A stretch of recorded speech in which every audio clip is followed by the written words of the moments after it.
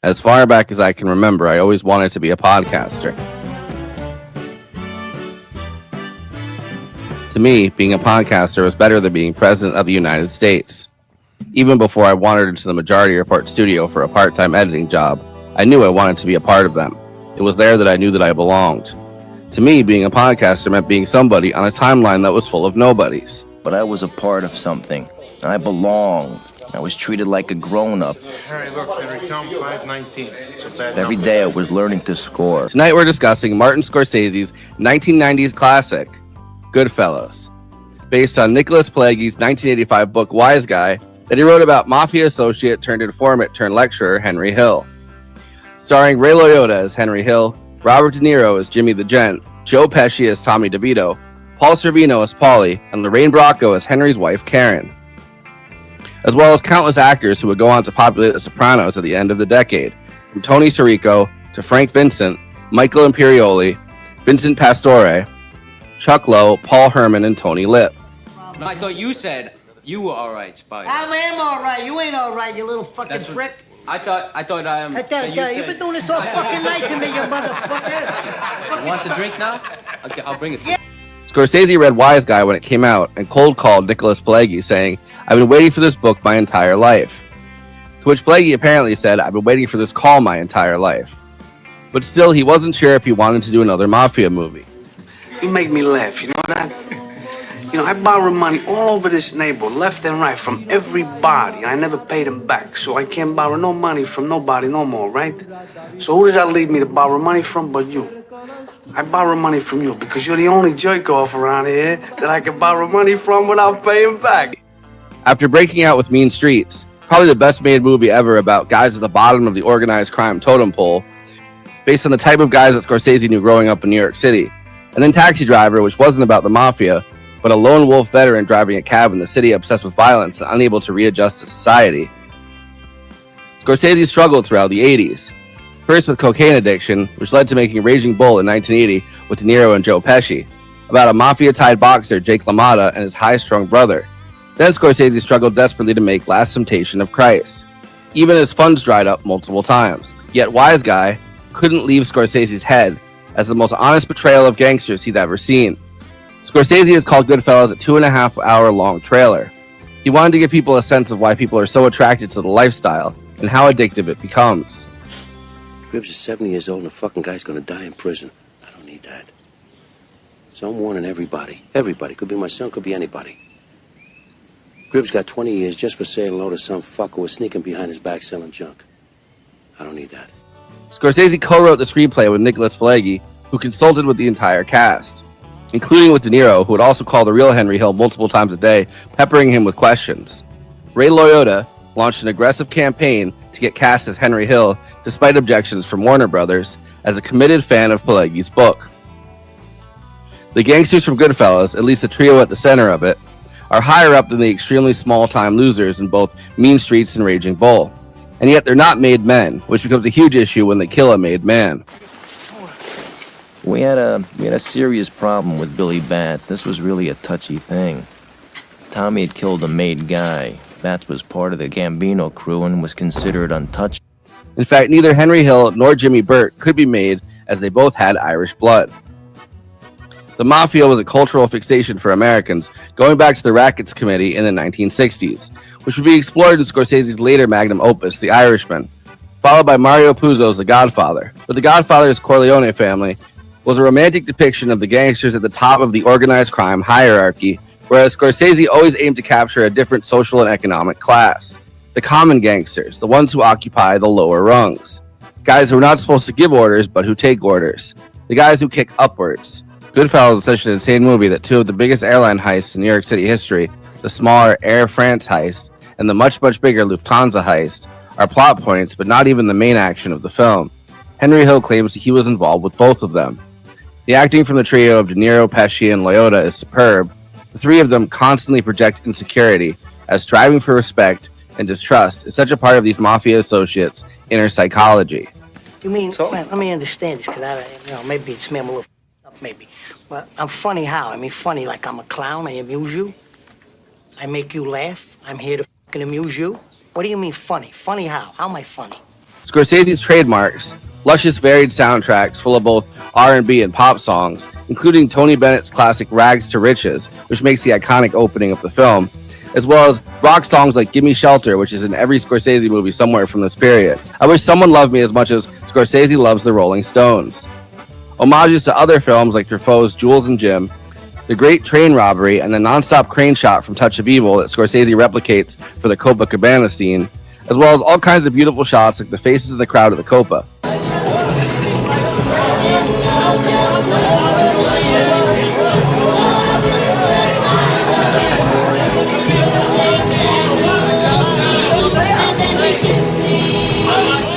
Cinematography in Goodfellas was done by Michael Ballhaus, including the incredible Copacabana Steadicam tracking shot.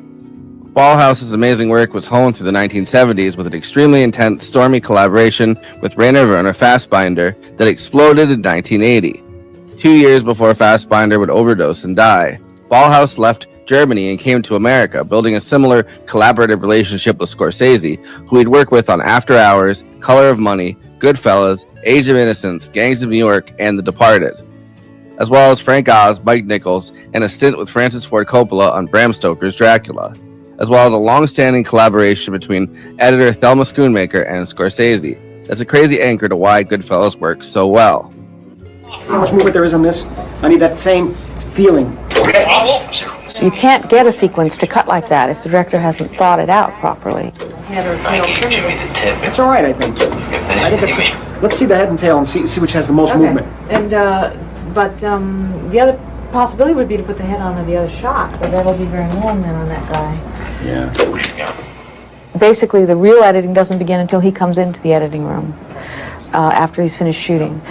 Then we work really, really terribly closely and discuss every cut and every frame. These guys, you're right about this. It's just that it's the least amount of movement or something. It's just that it didn't, yeah, the most amount of movement in the shot, he wasn't doing anything, remember? He was so blasé because he was used to seeing dead bodies all the time. He's used to seeing dead bodies in the trucks all the time, this guy. So there's nothing new to him. So he was a real... is there another... Dare I ask if there's another take? Well, yes, possibly. Okay. It's extremely exhilarating working with him because he's so intense and tremendous amount of humor. Also tremendous mood swings, very emotional, can be sometimes extremely depressed or worried, but I enjoy that about him. It's sort of like living with a volcano. It's all here. I swear Goodfellas is one of the greatest films ever made. At $25 million, it was the most expensive film Scorsese made up to this point. It was nominated for 6 Academy Awards, being yet another time Scorsese would be snubbed before his big win for The Departed. However, Joe Pesci won for Best Supporting Actor, a story we talked about during our My Cousin Vinny episode. The same year that Goodfellas came out, Nicholas Pileggi's wife, Nora Ephron, also used her husband's book to make a Henry Hill movie, My Blue Heaven, starring Steve Martin and Rick Moranis, in their next collaboration after Little Shop of Horrors. I have to wait around like everyone else. Can't even get decent food. Right after I got here, I ordered some spaghetti with marinara sauce and I got egg noodles and ketchup. I'm an average nobody. Before I introduce the panel, please like this video and subscribe to the Movie Night Extravaganza YouTube channel. Then hit that bell to get notified whenever we're streaming. Super chats are now open. If you have any pressing questions, send us a super chat, which helps me maintain the expenses for the show, which I am obligated by the rules of the Geneva Convention to stop everything and ask the panel. Another way to help us out is to become a patron and give us money every month. In exchange, you get access to all of our after parties, bonus content, and we'll tell you even more movies we watched recently. Patreon.com/Movie Night Extra. We have a Movie Night Extravaganza Discord. There's an invite link in the episode description, and we have a Letterboxd HQ account. So those are 2 more places to follow along with us. Okay, let me introduce the illustrious panel. Conan Neutron is the host of Protonic Reversal, co-host of Movie Night Extravaganza, and the frontman for the band Conan Neutron and the Secret Friends. You can check out his music and hopefully buy some at neutronfriends.bandcamp.com. Kristina Oakes is a co-host of Movie Night Extravaganza and a Twitch streamer. You can find her streaming at twitch.tv/Cosmopolitics. All of her social media accounts are also at Cosmopolitics. She's on Twitter, Instagram, and Blue Sky, and even occasionally on Letterboxd. Josh is the host of the Afternoon Tune on YouTube and Twitch. 3 guys with a passion for stories discussing movies, TV shows, and video games. I, of course, am your host and a made man, Forrest Miller. Now go home and get your fucking shine box. There it is. There it is. Yeah. Conan, go home and get your fucking shine box. I am home and I do not have my shine box. So I'm imagining your shine box. Your shine box is it's for bolo ties, and it's like a little kit. It's a little kit that you shine up the bolo ties. This guy used to shine the bolo ties so bright they were like fucking mirrors. I do have shoes that can use a shine now again. That also would work. Yeah, you have the good kind of shoes, the shiny shoes. And can I say my cat was so happy to see me promptly barfed all over the silver ones, which was great. Is Kristina muted or is she like? I can't hear her. Yeah, I can't hear Kristina either. She's just vibing. She's a. Yeah, I can't hear you. I always said women should be seen, not heard. Oh. Just a fun jab at the rampant misogyny all over this excellent movie. Yeah, or all over the world, right? All over the world, but especially in the movie we're discussing. Which rules? Goodfellas. I was Karen, come on. He only talks to like the people in his life that are a little bit too much. He only talks to them like they're pets. He's like Karen, and then fucking Tommy's going crazy. He's like Tommy. He's like killing someone. He's like, Tom, come on, Tommy. Well, it goes all the way back to that early scene where he's selling the cigarettes, right? And he's like, no, it's okay, it's fine. And the guy's like, no, it's totally not okay. Like, we're gonna call the cop and put you in jail. Totally, we're the cops you guys didn't pay off. And he's like, no, it's fine, it's fine. Yeah. And then like that's when it should be like Arrested Development narrator voice. It wasn't. Yeah. Well, There's something so well, I mean, I think it comes from like a core of insecurity of all these characters, but there's something so inherently smarmy and like disgusting about like Ray Liotta as Henry Hill in this. Like the way like embodied best in the scene where he's laughing, the whole like you're a funny guy, and he's clearly scared shitless because his friend is a psychopath, but he's like that laugh, like that extremely forced laugh, that overreaction that he does. And then there's the other scene with the spider thing where everybody's laughing at Tommy, and he's, Joe Pesci's looking around, and he's like livid, and this core of insecurity where everybody feels like they've been doing this shit since they were kids, and like because they've been doing this shit since they were kids, people don't respect them enough, and they're just so desperately trying to cling to this respect, and because of that, they have to both be like extremely smarmy and like overreact to everything in like the most melodramatic Italian American way, but also just like this rage that's built up inside of them from like a lifetime of disrespect. Well, and it's especially because when you think about it, like I've talked about the term smiles that never leave the eyes. It's like where like smiles that don't reach the eyes, where it's just like someone's smiling, but there's no joy or mirth behind it. And so like it's the same thing with this laughter where it's like, oh, this is cruel. Like if you think about it as again, and this is another in a long series of Scorsese movies about the all the wrong people being like, oh, it's just cool guys doing cool guy stuff. They did nothing wrong, which again, we talked about. The Wolf of Wall Street is probably the most one of that, but I was kind of taken aback by just like at the jump, it's like, no, these guys are sociopaths, like flat out, like sociopaths, like, but it's funny because it's such a great character study and a biopic. Let's not get it twisted. This is a biopic, right? Which is crazy because it's like one of my favorite movies, and obviously we all know how I feel about that genre. I'm very brave for saying it. But it's a biopic for someone who is not a famous person, right? Like that. Yeah, that is exactly. why Those ones it are the works best. so well. Yeah, because it's like you don't have to do this weird kind of deference to a person that like nobody's ever gonna like. If Henry Hill wrote an op-ed that's like why Goodfellas was nothing. Like Henry Hill is like a C-tier Howard Stern character in real life. You know what I mean? Like, and I'm not even kidding. He would be on the Howard Stern show all the time. And it was hilarious. Yeah. And he also still ended up doing a life of crime, even like right before he passed away. So yeah. And it's I don't know if he was like if it was that he continued to like do excessive drug use or it was just the drug use catching up to him. He was like napping underneath a like a fruit tree in Florida and his heart just exploded pretty much, and that's like his death. And it's like that makes sense for this even for this character, right? Like if you like oh no, he died under like a lemon tree. Yeah, well, he got out. He got kicked out of witness protection for drug trafficking again, I believe, or some type of robbery or something.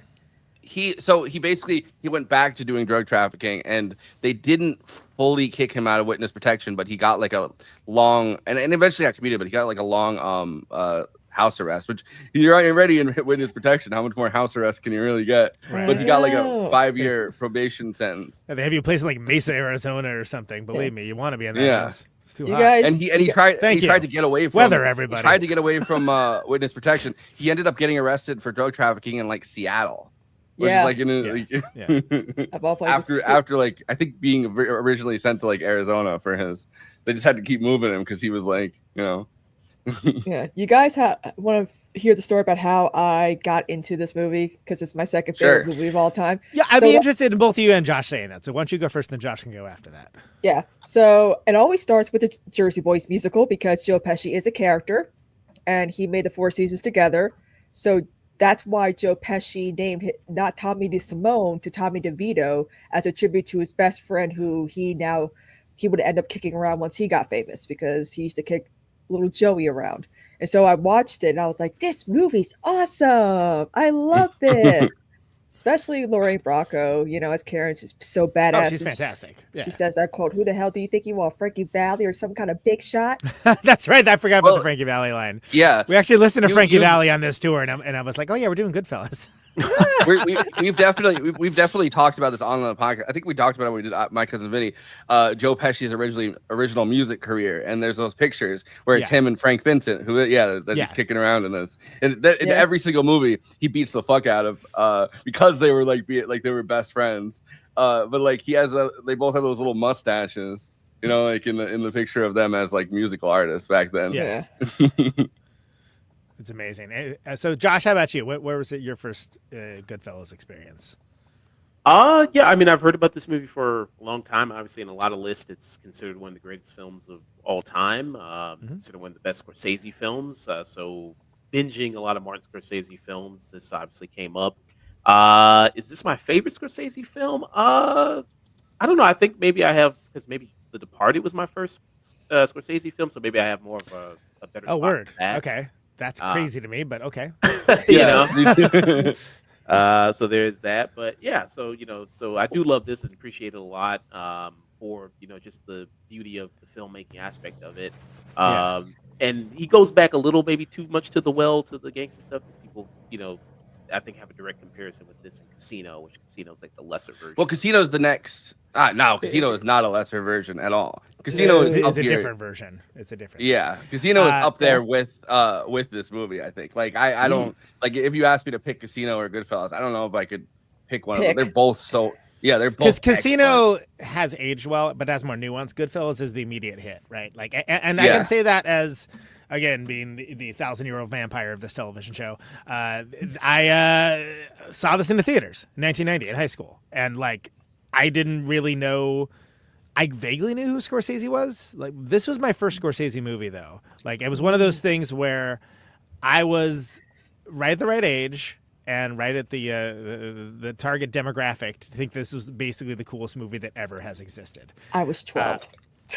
Yeah, like I was gonna say, they probably wouldn't have let you in if around when I was at, because you're too busy being like baby. But it's notable to me that I have seen this movie so many times, and this is another one in the pantheon of, especially when my best friend and the person I moved out to Oakland with, I worked at the record store, who worked at the video store. This was like the VHS of Goodfellas basically lived at our house. Is how I'll phrase it. Like, nobody ever got to rent it because we were too busy watching it incessantly all the time. Like, we thought it was like the coolest movie that ever existed. But you gotta understand, like The Departed, like who? It was more like okay, this is I knew from Taxi Driver was like an early favorite of mine. After Hours, as I mentioned canonically, an early favorite of mine. I didn't come to Raging Bull until like way later. I didn't come to King of Comedy till like way later. Especially didn't come to Mean Streets until way later. But like, this was like, oh wow, this is like just endlessly. I can watch this 1,000 times and never feel like I'm. Thanks, Stevie. Never feel like I'm wasting my time, basically. And a lot of people my age feel that same way. So it's interesting to me to hear folks that are coming at from cinephilia, which sounds like a disease. That and I suppose in a way it is. Oh, they put me on a cinephilia list. That like to see if it holds up, right? Because it's such an iconic. Like, this is like one of the movies that's like, even people that aren't that into movies. Oh yeah, Goodfellas. Goodfellas is great. Yeah, like Dad's it is favorite movie. In a lot of ways, it eclipsed The Godfather as the quintessential gangster movie. And if we're not counting The Sopranos, one of the quintessential pieces of gangster media. And that's saying a lot. Yeah, and that's something I want to add to Conan, because this was a time where there were so many mob films, mob TV shows, even mob characters on General Hospital. They kind of named Sonny Corinthos after, in The Godfather, Al Pacino's character. But they were like Godfather ripoffs. They were like just doing a Godfather, but it's like, but also there's a hospital involved. Like, what? What do you do? Like, what the fuck is the hospital? You come here on the day of my daughter's surgery, asking for a favor. She has the cinephilia. She must rest. I mean, Sonny Corinthos still leads General Hospital to this day after 30 plus years, and it's like, why just retire already? We're done with the mob. And Sopranos. This is years before The Sopranos, though. This is like decades, like a full decade before The Sopranos. Yeah, they bookend the 90s, because this is 1990, and then Casino is 1995. Which there's that amazing when he talks to Meadow in the car. And he's like, "Are you in the mafia?" That scene, really early in the show in 1999.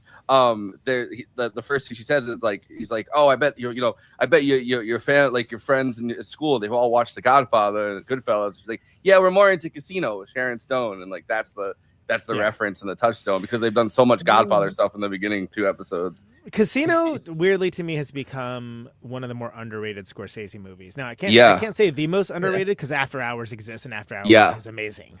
But I'm co-signing all of this. Yes.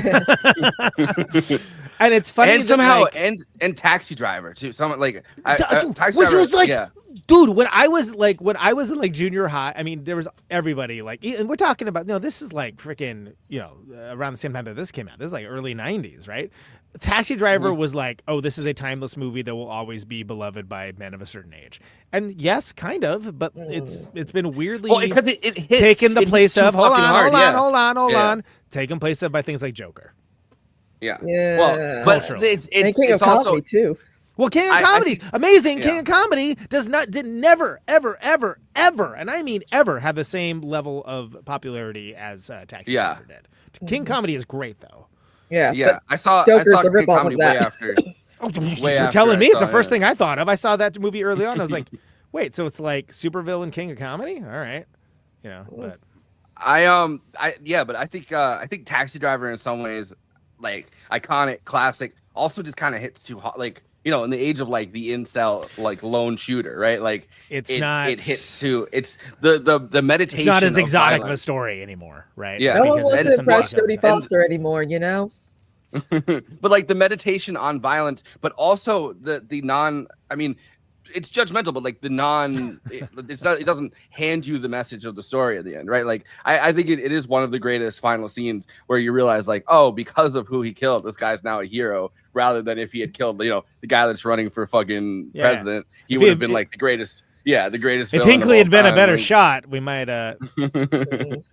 But just not spoon feeding the audience that message and having it laced with that much like irony and just kind of like being just like irony and kind of almost romanticism in a way and like just kind of bleak comedy in a way. You know what I mean? Like the audiences today I think would like lose their shit because they're like, he didn't say that violence is bad inherently with the like. Well, yeah, because the idea of allegory and especially characters that are not meant to espouse the belief systems that we personally identify with is almost a lost construct. Yeah.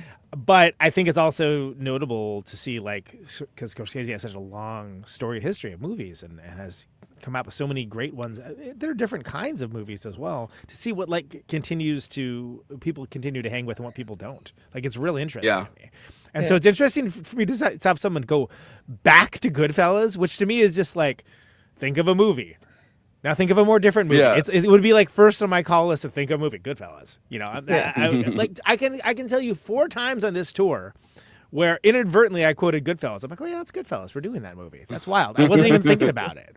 I wasn't trying to be clever. Don't try to be clever. I am clever. That's it. I like thinking about movies on that kind of level of like iconoclastic. Like think of a movie. I think Godfather, Goodfellas, Pulp Fiction are 3 of the ones that would pop into my head first if someone would just like think of a movie. And then I'd also say, dude, there's too many of them to pick. But like I think those are like the big like entry point movies almost. I love and I've talked about this like on podcasts before. I think on this podcast too.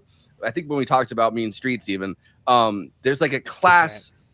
There's class distinctions to the mafia, like the American mafia. And it's like, obviously like the Godfather movies are the most romantic depiction of the mafia but it's also because it's like, it's the most elite level of the mafia, right? Like it's the most, like it's the highest class. It's like, if there was like a corporate elite in the world of the mafia, it's like, the Corleone family.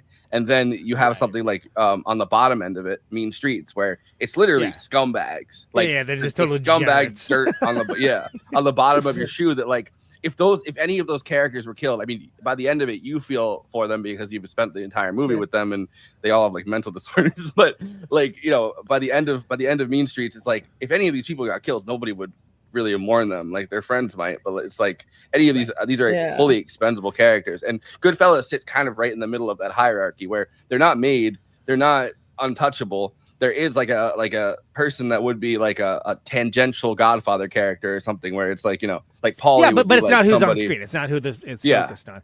And that's but interesting. I'm saying like with Paulie, right? Because he's like a capo. Like he would be someone who's a tangential, small time Godfather character who like maybe you see Al Pacino walk in and fucking shoot or like have somebody shoot. You know what I mean? Like. Well, I don't want to dance too much away from that, but the one thing that is missing in the gangster conversation, especially in the 80s going into 90s, is the overarching influence of Scarface as well. The Pacino Scarface. Yeah, say hello to my little friend. Also, overarching influence of people with no fashion sense who buy T-shirts in the discount section. Thank you. But it's interesting to see like what carries over and what doesn't. Also, Robert Loggia, I think is supposed to be a Mexican guy, right? It was like what? Yeah. What are we doing? Like, yeah. Oh, by the way, see. When you were saying smiles that smiles that don't make it up to the eyes, right? Yeah. There's that absolutely iconic scene in Sopranos with Robert Loggia where he decides to send Robert Loggia back, and the reason that he decides to send him back to prison is because he looks around in slow motion and everybody's doing the Goodfellas where he makes a joke and everyone's like doing the laugh where it's like really over the top because like it's everyone's like, afraid of Tony, and the only person that's not laughing is Robert Loggia glowering at him. And because of that, he's like, oh, this guy's going to be a problem to me. And it's like, it's a reverse almost of that, funny how am I funny? Like I'm a clown, I amuse you. Like it's the opposite of that because it's like what's so fucking funny?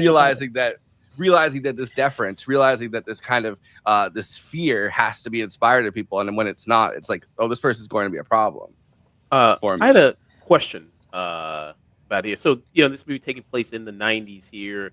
And the story is like kind of 80s, 90s. and then there's a little bit of a Stories, rift. stories 60s, 70s. Oh, right? 60s. 60s, 70s. Yeah, 60s. But it 70s, goes, yeah. it goes into the 70s, right? Like especially later on, the end of the movie. And then I think when he's finally in witness protection, it's the early 80s. Yeah. Okay. And then so there's a big conflict with Henry Hill being Irish and then entering the Italian mob, and then Forrest makes a point about the kind of social economic kind of aspect. So I don't know if maybe you guys can shed more history on this, like in the 60s and 70s. Who was closer to being seen as white in society? Was it more Italian people at this time, Irish people? I mean, I think that goes. I mean, that's even before my time, frankly. But, Yeah, well, that's the thing with mafias, especially Italian ones. You had to be 100% pure blood Italian. Like even though Henry Hill's mother is from the same part of Sicily that the Ciceros were or whatever, it didn't matter that his father was Irish. His father was Irish, and so was Jimmy's. So the thing is, when in order for you to get made, you have to be like 100% Italian. So they have to trace your ancestral background and all that. So it's like the one drop rule, but like in a way that's like you're still not fully Italian though. So it's the opposite effect. Well, no. I mean, we're laughing, but it is very racially based as well as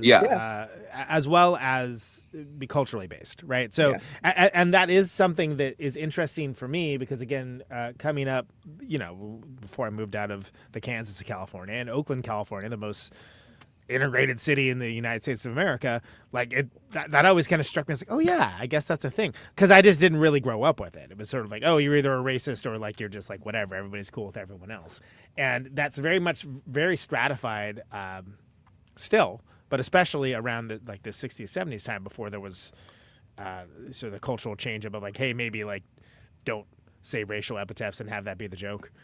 Yeah. Also, too, actually, that might be last year. I mean, I might be giving too much credit. Don't say anything about stick-up drivers falling asleep behind the wheel. Yeah. Also, that's the one line that's I'm like, I don't. That's why they say stupid in the edited version. Oof. I don't. Yeah. But my grandfather, my dad's dad, according to my dad, my pop used to kind of do what Henry did when he was a kid. Like he would kind of work with like the local like mafia, whatever, and like do all that stuff. But that's as far as he could go because he's like, I'm a father now. But he still knew some guys from the old neighborhood or whatever. Like they bet on the racetrack. I'm gonna amend this from the comments. It's entirely racially based. No. Wrong. It isn't. It's culturally based as well. But the culture and the racial elements are so intertwined that we can make a state case for each one. But it is like, and again, this is something like the Italian American culture was coming from a perspective of they needed to protect their own, right? And this has led to lots of exclusion and isolation. It happened with the Irish Irish too. It just happened about 100 years earlier. This is actually a more mixed and kind of muddied version of what originally happened in the 1890s, which is that literally there would be entire blocks in Philadelphia, in New York City, pretty much anywhere that Italians settled. This is the Italian block, this is the Irish block, but not even. But with Italians, it broke down even weirder because there would be parts of the block, like little pieces of the neighborhood. These are Sicilians. No, literally, and even more than that. I've literally been there recently. I remember. Yeah, in Philly, right? Like. There were so many Italian people by the early 1900s that it was like, oh, we come from like this block of people, this small area of people, we all come from the same village, and it's like that's where the concept of like being like paisano comes from, because it's like I only trust somebody. I don't trust, and Italy is still like this. It's like Northern Italians hate Southern Italians, and the people from this part of Italy hate this part of Italy. Italy is actually probably the most culturally stratified place. They all fucking hate each other, and they in fact trust outsiders. A lot of times in Italy that come in like throughout Italian history, like a lot of times they trust outsiders more than they trust the guy in the next town over, because they have like a Springfield Shelby. Because there's animus that comes from like town to town, let alone like where someone like what area of Italy people come from, and also vendetta that stretched back like centuries. Sure, that you couldn't possibly nobody like it's Hatfield and McCoy's stuff, but it goes back 1,000 years. And I think it's notable too that people think that like America has racism cornered. No, man, it was way more upfront in Europe for a long time. And like it's different now that it's more up front in this country, but Europe is plenty. Well, in ways that we can't European- possibly yeah, respect or understand. Now, we should respect racism, you know what I mean? But Yeah. even But understand. European- Vendettas, century there's- family curses, and yada yada. Family curses, right? Yeah, There's exactly. this Household shit that gods. happens a lot of times where American racists will meet European racists, and it's always like they always treat European racists have it so ingrained like in their blood, like the way that they view people, that like they'll look at these like vulgar American idiots talking about like all these different races and saying like racist stuff, and they're uncomprehending of this like because their own racial vision of stuff goes in so many different like directions. Oh, we're not like those racists. Those racists suck. Okay, great. They should make that the next Jubilee video. 1 European racist versus 20 American. Oh God! Sounds like an actual nightmare, but hilarious. Yeah. There's like a profile of that Curtis Yarvin guy, and he went to talk to a French Nazi, and the French Nazi like had written on a blog or something. He's like, yeah, this guy was not listening to me about the purity of immigration that needs to be maintained. He just wanted to talk about European history, and it's like that's what like the culture clash is hilarious. So you're so close to getting it. But anyway, back to the movie. So Josh, I'm curious, with you being a relatively recent watcher of this, and again, the idea that like the Departed coming before this blows my mind. But everyone, there's no wrong way to get into movies. I mean, does it work for you like as a full-on movie, like as a movie watching experience? Is it something as compelling to you as someone like myself who saw it in the theater when he was 14? Yeah, I didn't see it in the theater, but seeing it at home and on Max or HBO Max or HM or whatever they're calling it now was a good experience to seeing this. This is my third time I think seeing it Nice. totally, and yeah, still very amazing and still. Good afternoon, Kristina, and nobody else. Exactly. Hey, Brandon. The performances are obviously amazing, and everybody from the cast top down is really great. And this is Pete Scorsese at his top level here. Do you feel like the Scorsese tropes that are established here that he like used over and over again like later on, like was that noticeable to you? I think you definitely see it in stuff like The Irishman. I think you definitely see it there. And then especially, with his muse of actors of Joe Pesci and Rob De Niro and things like that. And that movie, the problems with that was, having guys in their 80s trying to play guys in their 40s. Oh God, yeah, don't get me started. But it's even here because I mean it works, Just right? with Like gray hair on them as they get older. Oh yeah, but he's like, Niro we're 25 and it's He's not. Yeah, Dude, that's like me saying like, I'm 25. he's like, look, I look good. I don't look that What do good. you mean, Conan? It's clearly I mean, yeah. It's clearly a middle-aged De Niro, and he's like, he's like, he was the 28-year-old, and he was cooler than us, and Henry Hill's like a kid. It's like that Fakaktas High School in the first Sam Raimi Spider-Man. Like, okay, they're all in high school, huh? All right. Tommy DeVito. This guy's got a mortgage, but okay. Tommy DeVito was like 28 or something when he got waxed. Yeah. So it's like, and he's got a mustache, and I'm like Henry Hill said, like, he looked nothing like Tommy, but he nailed the personality pretty well. Yeah. And it's so good. It's so good to be like, no, it's just so good that they're like, oh no, these are fucking 20. But they've been working since they were 11. So. Oh yeah. Go ahead and continue on, Josh. Sorry. I was gonna say about Henry Hill. It was just interesting, like Forrest brought up earlier about him kind of having the media appearances afterwards. I think it was Howard Stern where he talked about, or another interview where he talked about he had dyslexia as a kid, so that's why he got into crime because everybody just said he's stupid, and then so it's kind of like I can never tell if it was a bit too, because I was like, oh, this could be a bit. Like I don't know, is this a real guy? Like I have no way of knowing, but like I heard many of those Henry Hill appearances, and I was like, okay, like, wow, this guy's way less cool than Ray Liotta makes him out to be. He sees crime this way, and his dyslexia is like class this way, and he's like, "Oh, good, it's cool." Yeah, even he said like he did it. I think he said like Ray Liotta did an amazing job, but he never saw the movie, and I'm like, what? How would you know, Henry? Like, what the... it probably kicked off. He'd have like cravings. He'd be like, "Oh, I need the life back. I need to get back to the lifestyle." Which for me, it's hard to hear them talk about the lifestyle because the lifestyle to me is swingers. That's what swingers call it. So it's like. They're like, oh, I miss the lifestyle. I mean, they had affairs. I wanted to answer something that Josh said earlier. I pulled it up, and then we went in all kinds of directions. So the Air France robbery, right? The first one they do towards the beginning of the movie, where they're like the Idlewild Airport and stuff. So that took place in 1967. The Lufthansa heist, which genuinely insane crime that they still have never officially solved, because Henry Hill was like, oh no, Henry Hill gave them the information about it, but it's like they were all dead by then. They prosecuted one person, and that person got acquitted. They prosecuted one person. They prosecuted one person that was like the security guard at the airport that got. But everybody else was pretty much dead. So that was December 11th, 1978. When that Lufthansa heist happened. So when he's in the shower and he's hitting the wall and he's like, he's like, Jimmy, yeah. That's like, did you just come? Like, what's going on here? Seriously. And I love that. It's such a good and then to see him fully just coked out by then. Like they made that whole section where it's got the Harry Nilsson song going and stuff like that. I mean, it's classic. Just like if you think about, let's see this type of dude in this situation.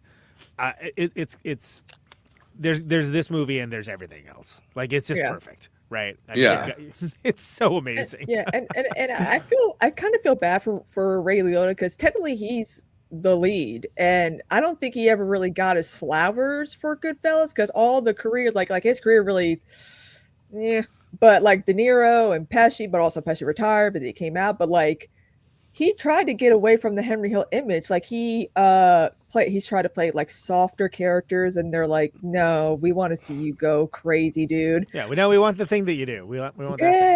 Yeah. I mean, God rest his soul. I mean, now people realize that he probably should have gotten an Oscar nomination at least. But it's also like De Niro's so great in this. Pesci, it's an ensemble. It's a Scorsese thing. Yeah. Lorraine Bracco losing to Whoopi Goldberg for Ghost because she was owed an Oscar for The Color Purple fumble. Yeah, I know.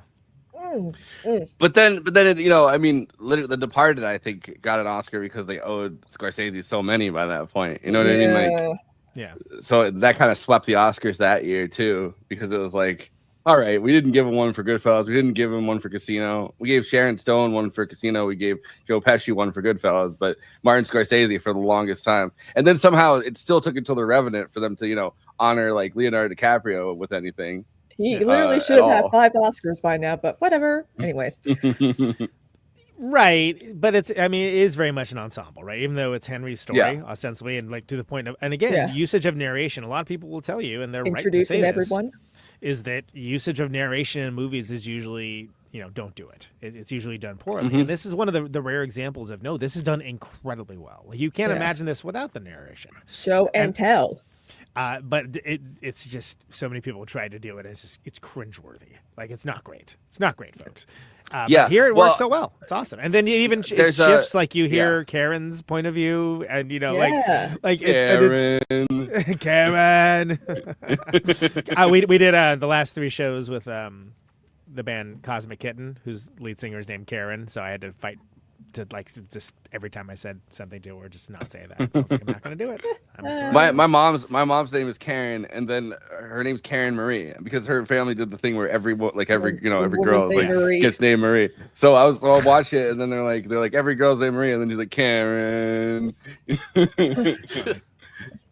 Well, okay, go ahead, Forrest.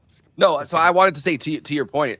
I was watching like kind of a dialogue thing where it's Nicholas Pileggi who wrote both this with Scorsese, and he also wrote Casino. And he was talking about how narration, right, is usually used to just fill holes. That's why it's so it's just kind of used to fill holes in the script. And in this case, because of the book Wise Guy, kind of entire blocks of text, which great book. I had to read it for when I did Ben's podcast. We did an episode on Goodfellas, and then we did an episode on Wise Guy. And so I read it back in like 2020, and like so many of the details in this are like just details right from that book. And the narration is taking it from that book pretty much. And the prose works in conjunction with the story and works to elevate the story. I mean, there's only a few examples I can think of. Shawshank Redemption, right? Stand By Me, Fight Club, like maybe Fear and Loathing in Las Vegas, Memento. But You'd have to go all the way back to like noir times, like Sunset Boulevard or like Double Indemnity or something to think of it used really well. It's I mean, so crappily. This is on. I need to see this one day. It's one of the Truffaut ones. Actually, I guess Peter Falk narrates Princess Bride, right? Yeah, but so the most Scorsese description of all time, right? Truffaut's Jules and Jim, the 60s, like the 1962 Truffaut movie. Yeah. So that is, at least in Scorsese's telling, that's where he got inspired to do the narration that way. Nice. Like and you can see it in like it's at least the parts with Karen where she gives narration, right? Number one, like the irony behind everything she says is like the juxtaposition between like the way that she puts it, which one of my favorite moments that I pointed out to you guys in the chat that I always forget about is where she's talking about these aren't brain surgeons, big workers, brain surgeons, blue collar guys. She's like the only way they can make a couple extra bucks is to cut a few corners, and it cuts right to Joe Pesci in a fedora going, give me the safety box, you vomit, you, in the fucking he does it like literally in like the classic gangster voice. Yeah. James Cagney. He's doing the James Cagney. You know what's interesting is that there are parts, obviously, from the book and from Henry's, point of view that are missing, like Paulie and Karen's affair, and the fact that Tommy almost he raped Karen. It is referenced in the weirdest way once you know that, because Paulie says, I know how to talk to her, especially to her. And that line, if you don't know that there's like a whole history where when he was in prison, she had an affair with Paulie, and like that's an unstated part of the movie. It's like that line is like, why especially? You're not gonna ask him about that, like. Right. Well, he has no room to talk considering he was with Janice. So. Yeah, but that's not how people think. People don't think like. Imagine how obnoxious hanging out with Jimmy 2 times must be. I'm gonna go buy the shots. I like that scene where he introduces everyone, because it's I feel like so many people have tried to rip that off too. Yes, right? Like yes, that they like have. long shot, and it's like we're introducing the characters, but and the thing is, it's and you could tell like it's inherently inspired by Touch of Evil. That because he does, and it's Michael Ballhaus that he worked with, who we talked about, I feel like so much this year. Yeah, I know. Yeah, we talked about it with World on a Wire. There's we referenced him in so many different. I feel like now I feel like there's like characters that come into the show that like are not people like that are dead now. I mean, he died in 2017, I believe. But it's like the characters that come on the show again and again that I'm always like, oh, I gotta reference them. But yeah, Ballhaus, it's a Steadicam shot. And they did the Touch of Evil, where it's all one continuous thing. One long shot. Like and I can't even remember watching Goodfellas for the first time. It had to be in high school, but like it's even studied that shot right in film classes. Like because it's this continuous Steadicam shot that is so impressive, that has been replicated so many times that other people fail to be able to do that. Like, and that's actually how I found out about Touch of Evil, because I had seen this and I'd seen The Player, and then like the guy who was teaching the film class of the half a semester of junior college I took was like, you haven't seen Touch of Evil? You got to see Touch of Evil. That's like what they're trying to do. At least you took a film class in that half a semester, though. I mean, it's also how I found out about Robert Rodriguez early on. So that's why I was first to the post for El Mariachi and Desperado. But I think that. Yeah, I mean it's gorgeous. I mean it's great filmmaking, and it's notable. Yeah, and I love the scene where Henry takes Karen out on a real date. That whole, I'm like, not only do I love the song, there's a lot of Phil Spector in the soundtrack, which cool, but like just the long continuous shot, and she's just like in awe of like this lifestyle, because it's always these like, what do you do? He's like, I'm in construction, I'm a union delegate. So you don't look like you're in construction. Yeah. Like seriously, like that's the classic mob like cover up. It's like they took so much, I feel like, of the spirit of scenes like that for The Sopranos, where it's like every time he asks, it's like, oh, I'm in waste management, and there's a scene where Christopher Imperioli, or whatever, Christopher Moltisanti, but Michael Imperioli, like that, like he has the fucking construction helmet on, and he's at the thing, and he's a union delegate, and he's like, I'm a union delegate. Yeah. They also replicated obviously the spider scene in the pilot of The Sopranos. So the first time you see Christopher Moltisanti, he shoots a guy in the foot, and they're like, right. He's not Spider this time, like. What were you gonna say, Josh? Yeah, you have something. I was gonna say. So it's Goodfellas. You're on this show, right? I think you are. Yeah. Yeah, I mean, so good is based on a book. Is it like Godfather? People say like, yeah, Godfather's a great movie, but don't read the book, or is it also like people say don't read the book? The book was extremely popular for The Godfather. Yeah, it was so popular. That's why they made a movie in the first place. Because but only 2 movies, only 2 Godfather movies. Well, exactly. Also, I mean, we don't speak of Mario Puzo and his like kid. They continued writing Godfather like books until they literally squeezed the life out of them in the same way that like it's like Frank Herbert's son continued the Dune. The Dune extended universe is like no. But the thing with The Godfather is like. The book version of it is like inspired by real events, right? Like those are not real characters. Whereas Nicholas Pileggi, who wrote both Casino, like there's a book, that Casino's based on, and he wrote this.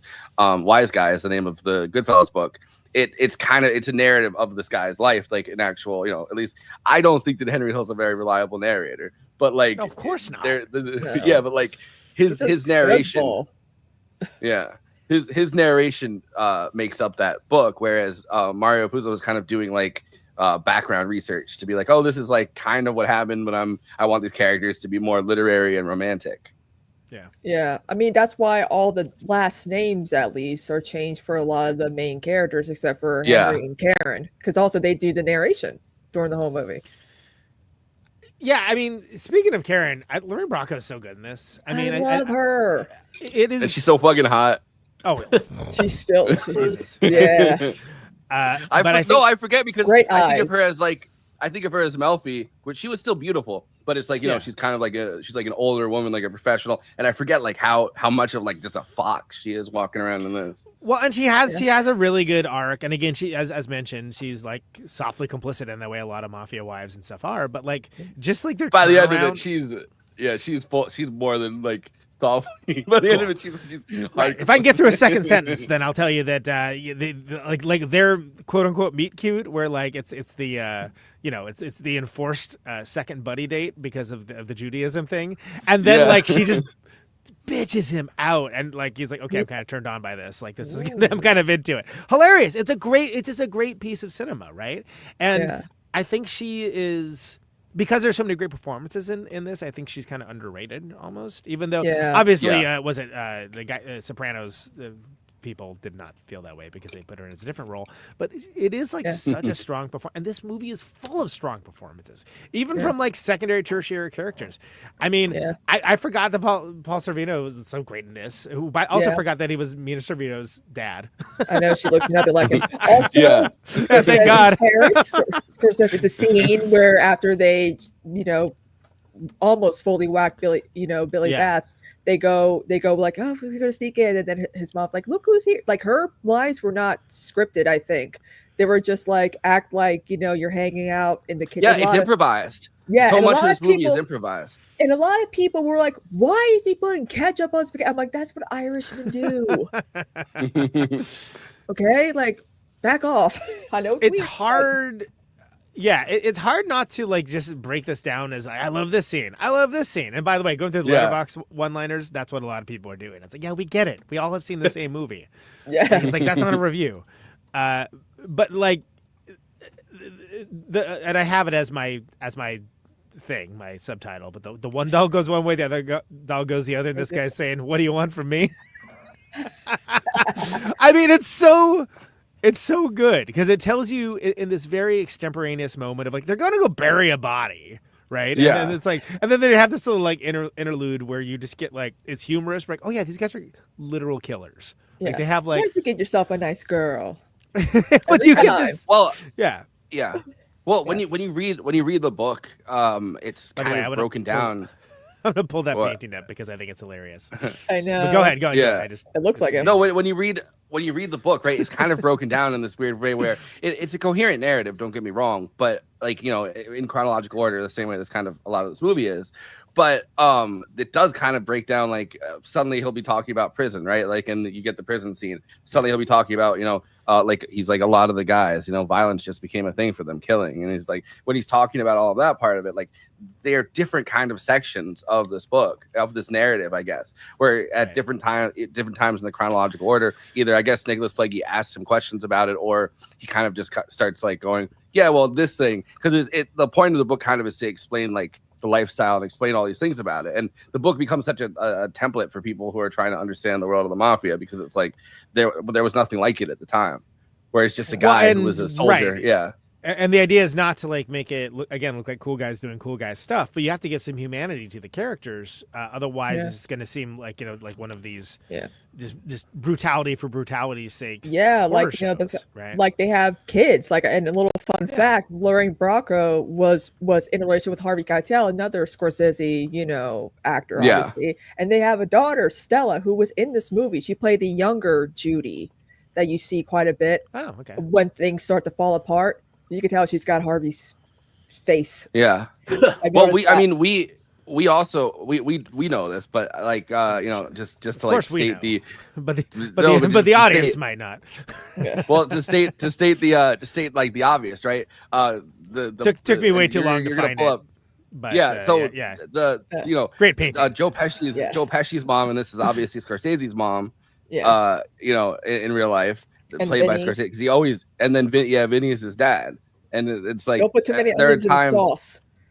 He loves putting his parents, like I've watched all of his short films, and he loved putting his parents in it. Like even when he was doing like these 12-minute short films, they would be like, oh, here's a 12-minute short film of my mom and dad. Early sign of Italian American. It's great. I saw it during Feast of Film last year. Did his parents cheat like Steven Spielberg's parents, or is any juicy like? No. You can tell just by looking at them in this. It's just a loving, tight knit Italian family. That's it. Yeah. And they're not bad actors either, with all the improvising stuff. Well, by this point, they'd been acting in his films for almost 30 years. Yeah. Because his first films are like in the late 60s.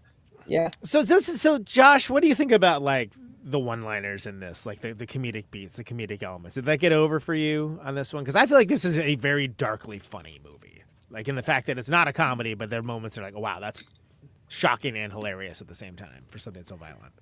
Oh yeah, the dark humor is really on point with this, and hearing you guys talk about just how does it ride the line between glamorizing it and then showing the reality of it, and also humanizing the people in the movie. And that's always like a tricky thing to do, and there's always going to be stupid people who identify with these characters and like these characters amongst just all the terrible things they do. And I never hear really Goodfellas get brought up in the conversation like with like Wolf of Wall Street, which is another Martin Scorsese movie. Yeah. I was just gonna ask if you've seen it, because I was gonna say that's we've talked about this before. That's even more so. I think I think there's like the line. There's no record for the most F-bombs, I think. But like there's like a line that Josh was just kind of talking about, where it's like the line between glamorizing something, like just glamorizing something for its own sake, and then informing people about it. Yeah. And it's like we talked about a while back, Wolf of Wall Street being a movie that like he skirts that line so heavily that he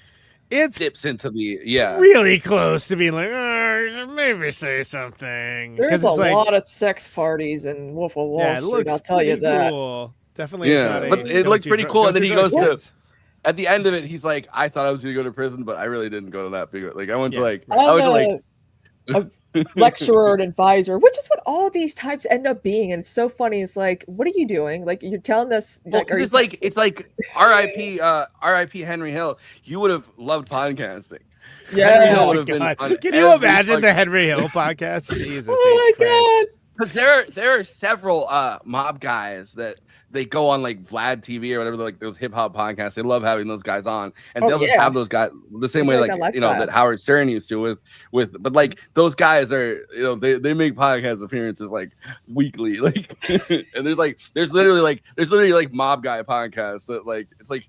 Bro, you're a snitch, or you? But the mob, I guess, is weak enough at this point. Like this is why I hate technology, because it kind of the mob life is really out in the open, and it's like, I mean, no wonder Henry got caught by narcs, because what did Jimmy tell him? Never use a phone.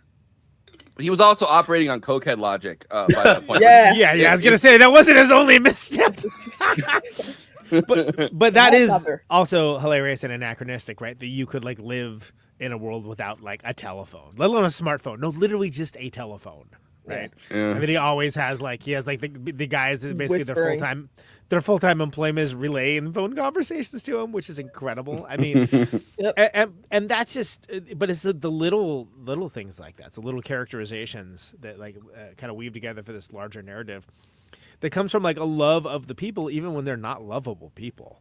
And I think that is so key to understanding this allegory, because it is an allegory. It is not cool guys doing cool guy stuff. This is a bunch of like monstrous people, acting out poorly, and they deserve to be caught and not be doing this anymore. And it's weird how that gets lost amongst the fact that this is a really entertaining film. This is one that I call this the classic, and I don't have cable anymore. I haven't for a long time. Like accidental cable watch that I watched all the way through, which is like you're just flipping through channels, like, oh shit, it's Goodfellas. Right on. It's an hour long. It's got an hour left. I love this scene. I love this scene. I've said this before, but I watched like the last time I went on a plane before COVID, like a couple like in January before COVID, I was on my way. I went to Puerto Rico for like the last time I've gone there, and I was like bored on the plane, and then they're like, oh, Goodfellas, and I was like, well, there's the ride. Like, there's the plane. It's an easy airplane like, watch. Yeah, totally. It's an easy airplane watch. Like, it's something where, I've not logged it, but I've seen this movie so many bloody times. But it's always like, it's great. It's an easy watch, even though there are plot points. I'm like, it's over 90 minutes. They are robbing the Idlewild Airport. I forgot about that. Like huge plot points. I'm like, oh yeah, because it didn't matter, because you just get so wrapped up in the story and the characters. And when people, and I think there's so many movies do such scant, thin characterization that like the character is like barely there.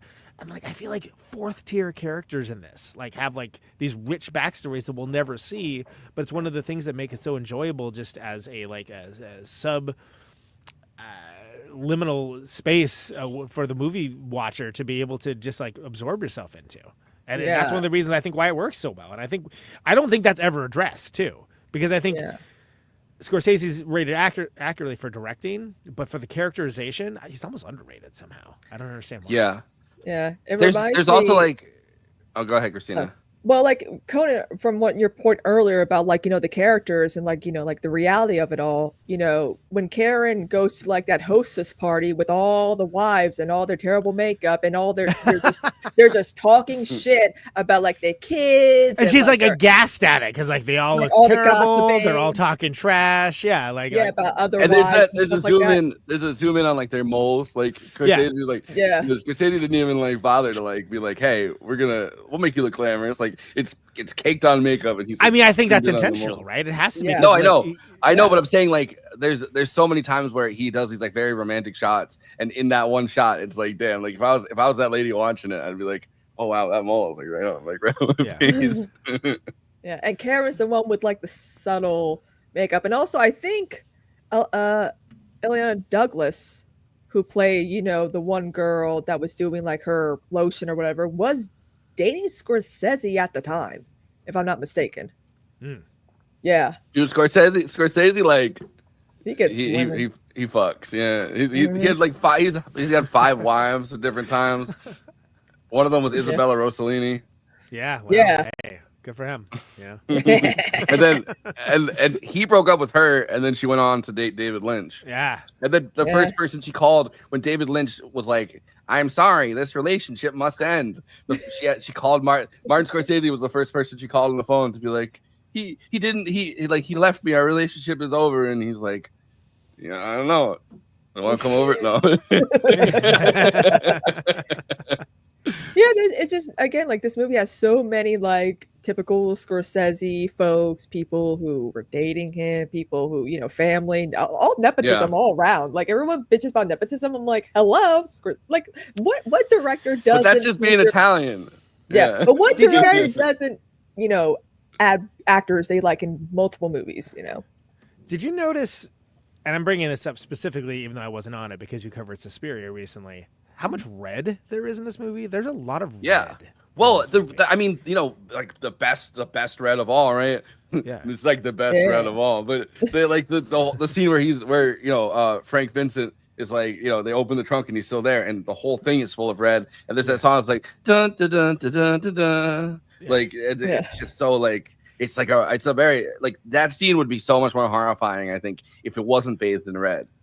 Yeah, but it's also one of the funniest moments in the movie where he's throwing up and he's like, he's like, what do you like better, the thigh or the wing? And then he goes,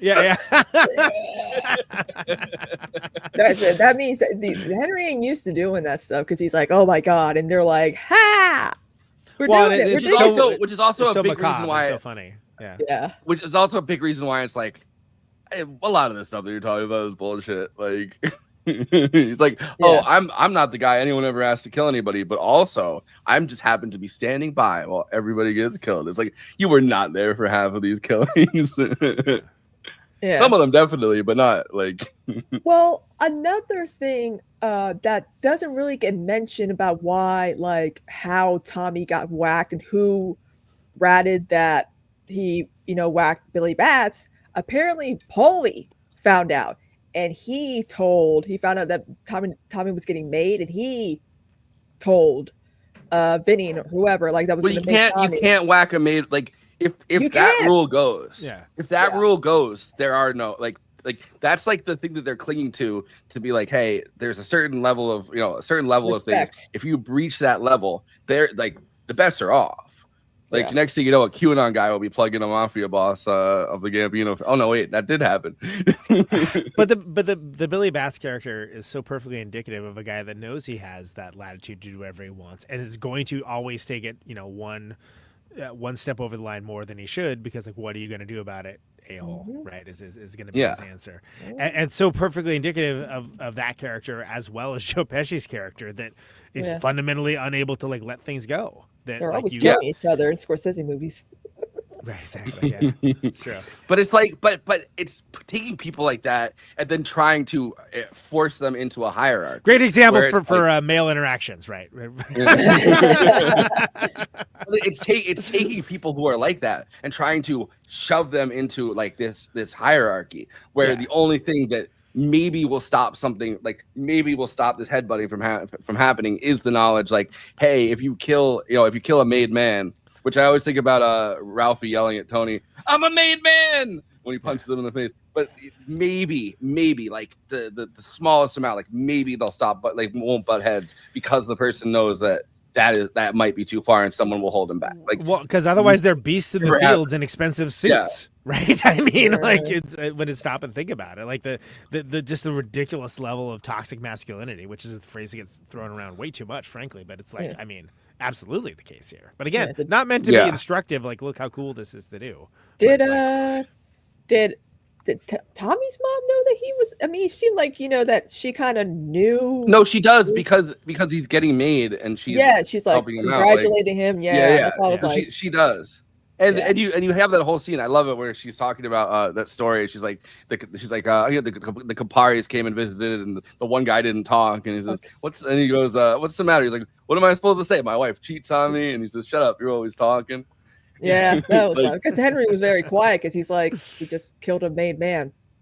Yeah, because Henry's like horrified by blood and like violence, and it's just why the hell? What did he really?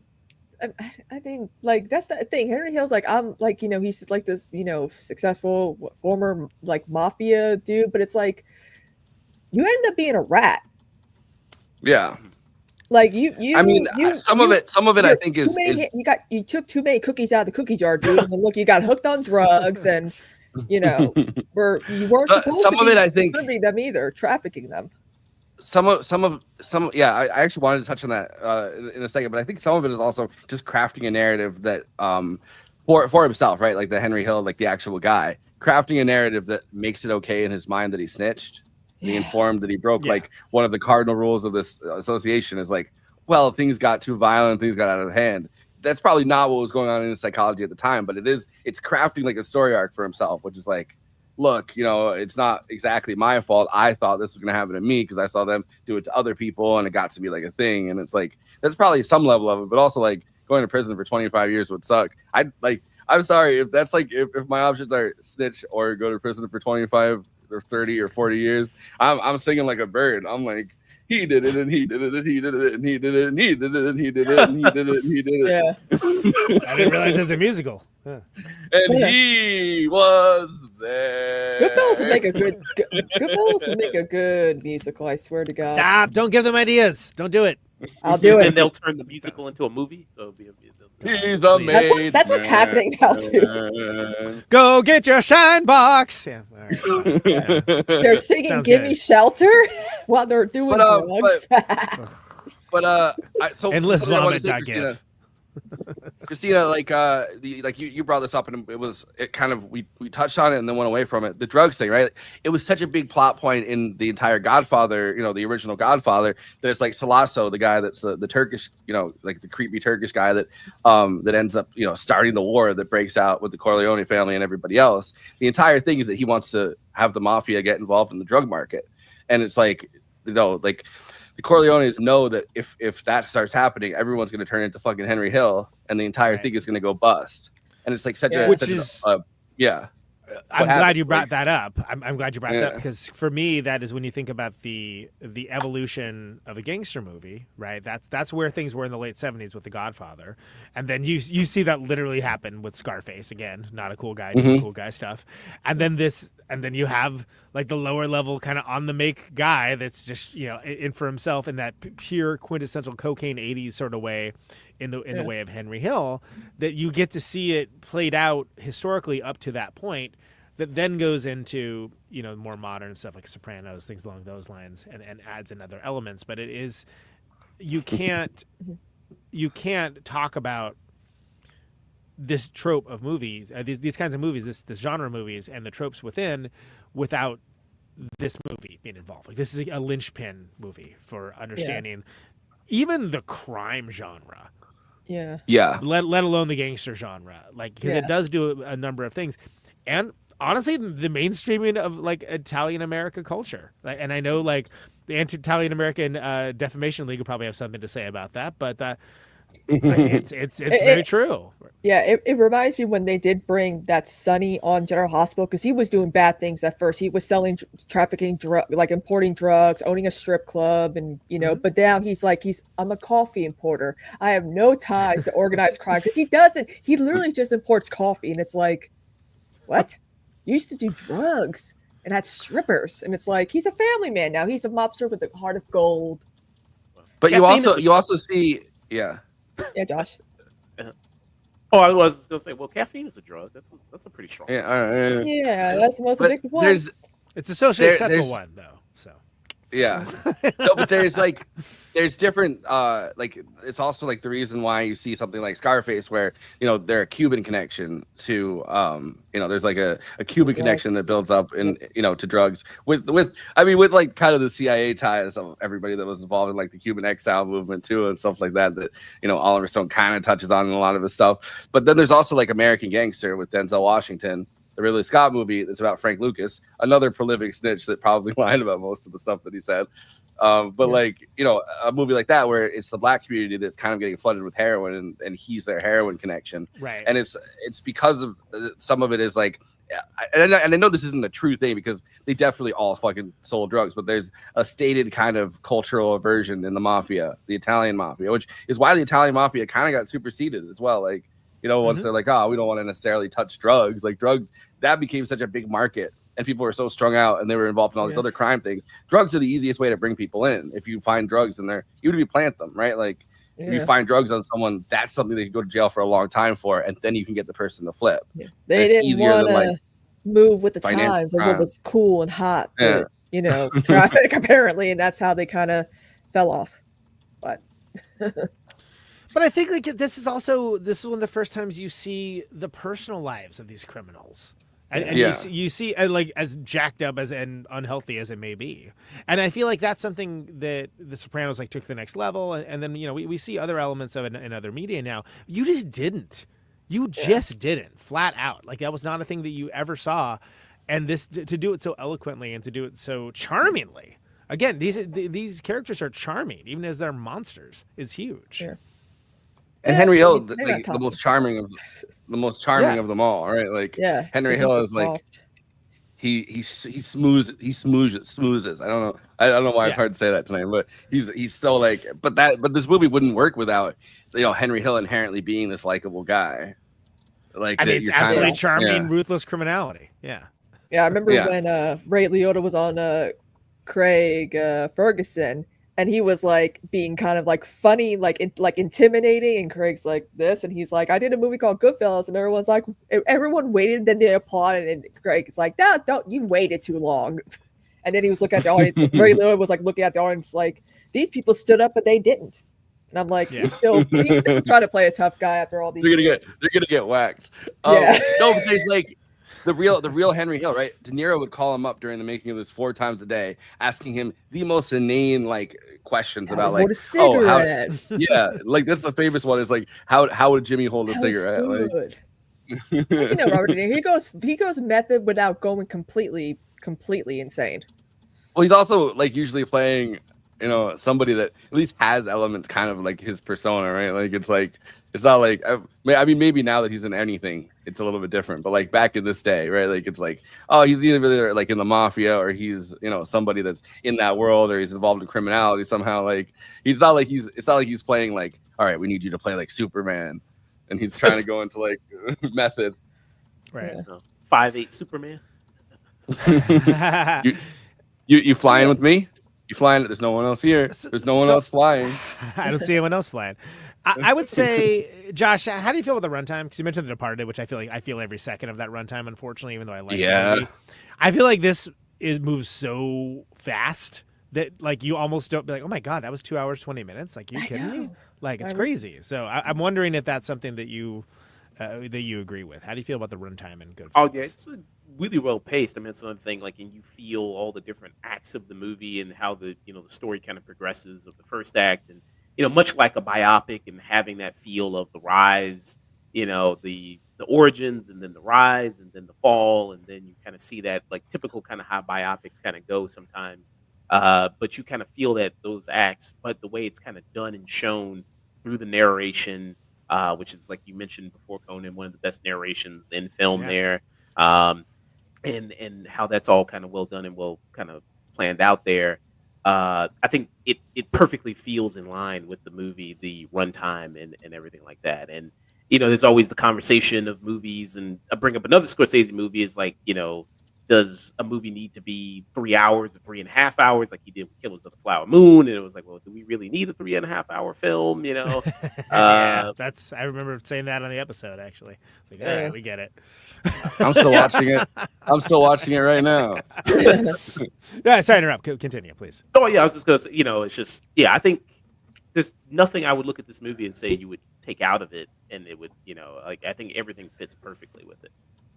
Yeah, I have a question, and this is something that people have debated since the movie came out. Was Jimmy going to whack Karen at the end? Yes. Yeah, of course. Yes. Yeah. They literally just go in here, and you see dudes in the background that are like kind of just moving in there. But it's like kind of crazy because it's like, what would whacking Karen really achieve? I mean, he's just so whacked out of his mind by that point and paranoid that like he'd just whack anybody. He's like at that point. But it's also, even with that, it isn't presented judgmentally. It's just what's happening. It's sort of like, this is, find out why they call them animals. It's just like a nature documentary or something where, and the fact that he manages to pull that off while also giving such deep humanity to these sociopathic killers is really, again, that's a hard balance beam to cross. And I think it just shows what a talented filmmaker he is, really. And I think if you put this against other stuff coming out around that same time, like, what was it? Like Ghost? Yeah, no, come on, fuck out of here, Ghost. How the hell did... Don't, you know what? I'm not going to talk about it again. And just, but also too, with Lorraine Bracco, she did not want to be typecast, which is why she was like, no, I want to play, Tony's like, counselor, not the wife, which is sad because she would have won like what, 4 Emmys if she had done. This is also Dances with Wolves came out this year as well. And Francis Ford Coppola definitely did not release a movie that was in the Godfather series this year, so we don't have to worry about that. But she's like like the Melfi character, right? Her husband, the guy that's like really paranoid in Sopranos about being like typecast, like they're making fun of it, and he's like the guy that's in like the anti-Italian defamation league kind of thing, right? Like that guy. He's in Mean Streets. He's the guy that De Niro fucking takes the money from, and like in the end, he's like, "You fucking jerk off. I don't have to pay you back." That guy is her husband in The Sopranos too.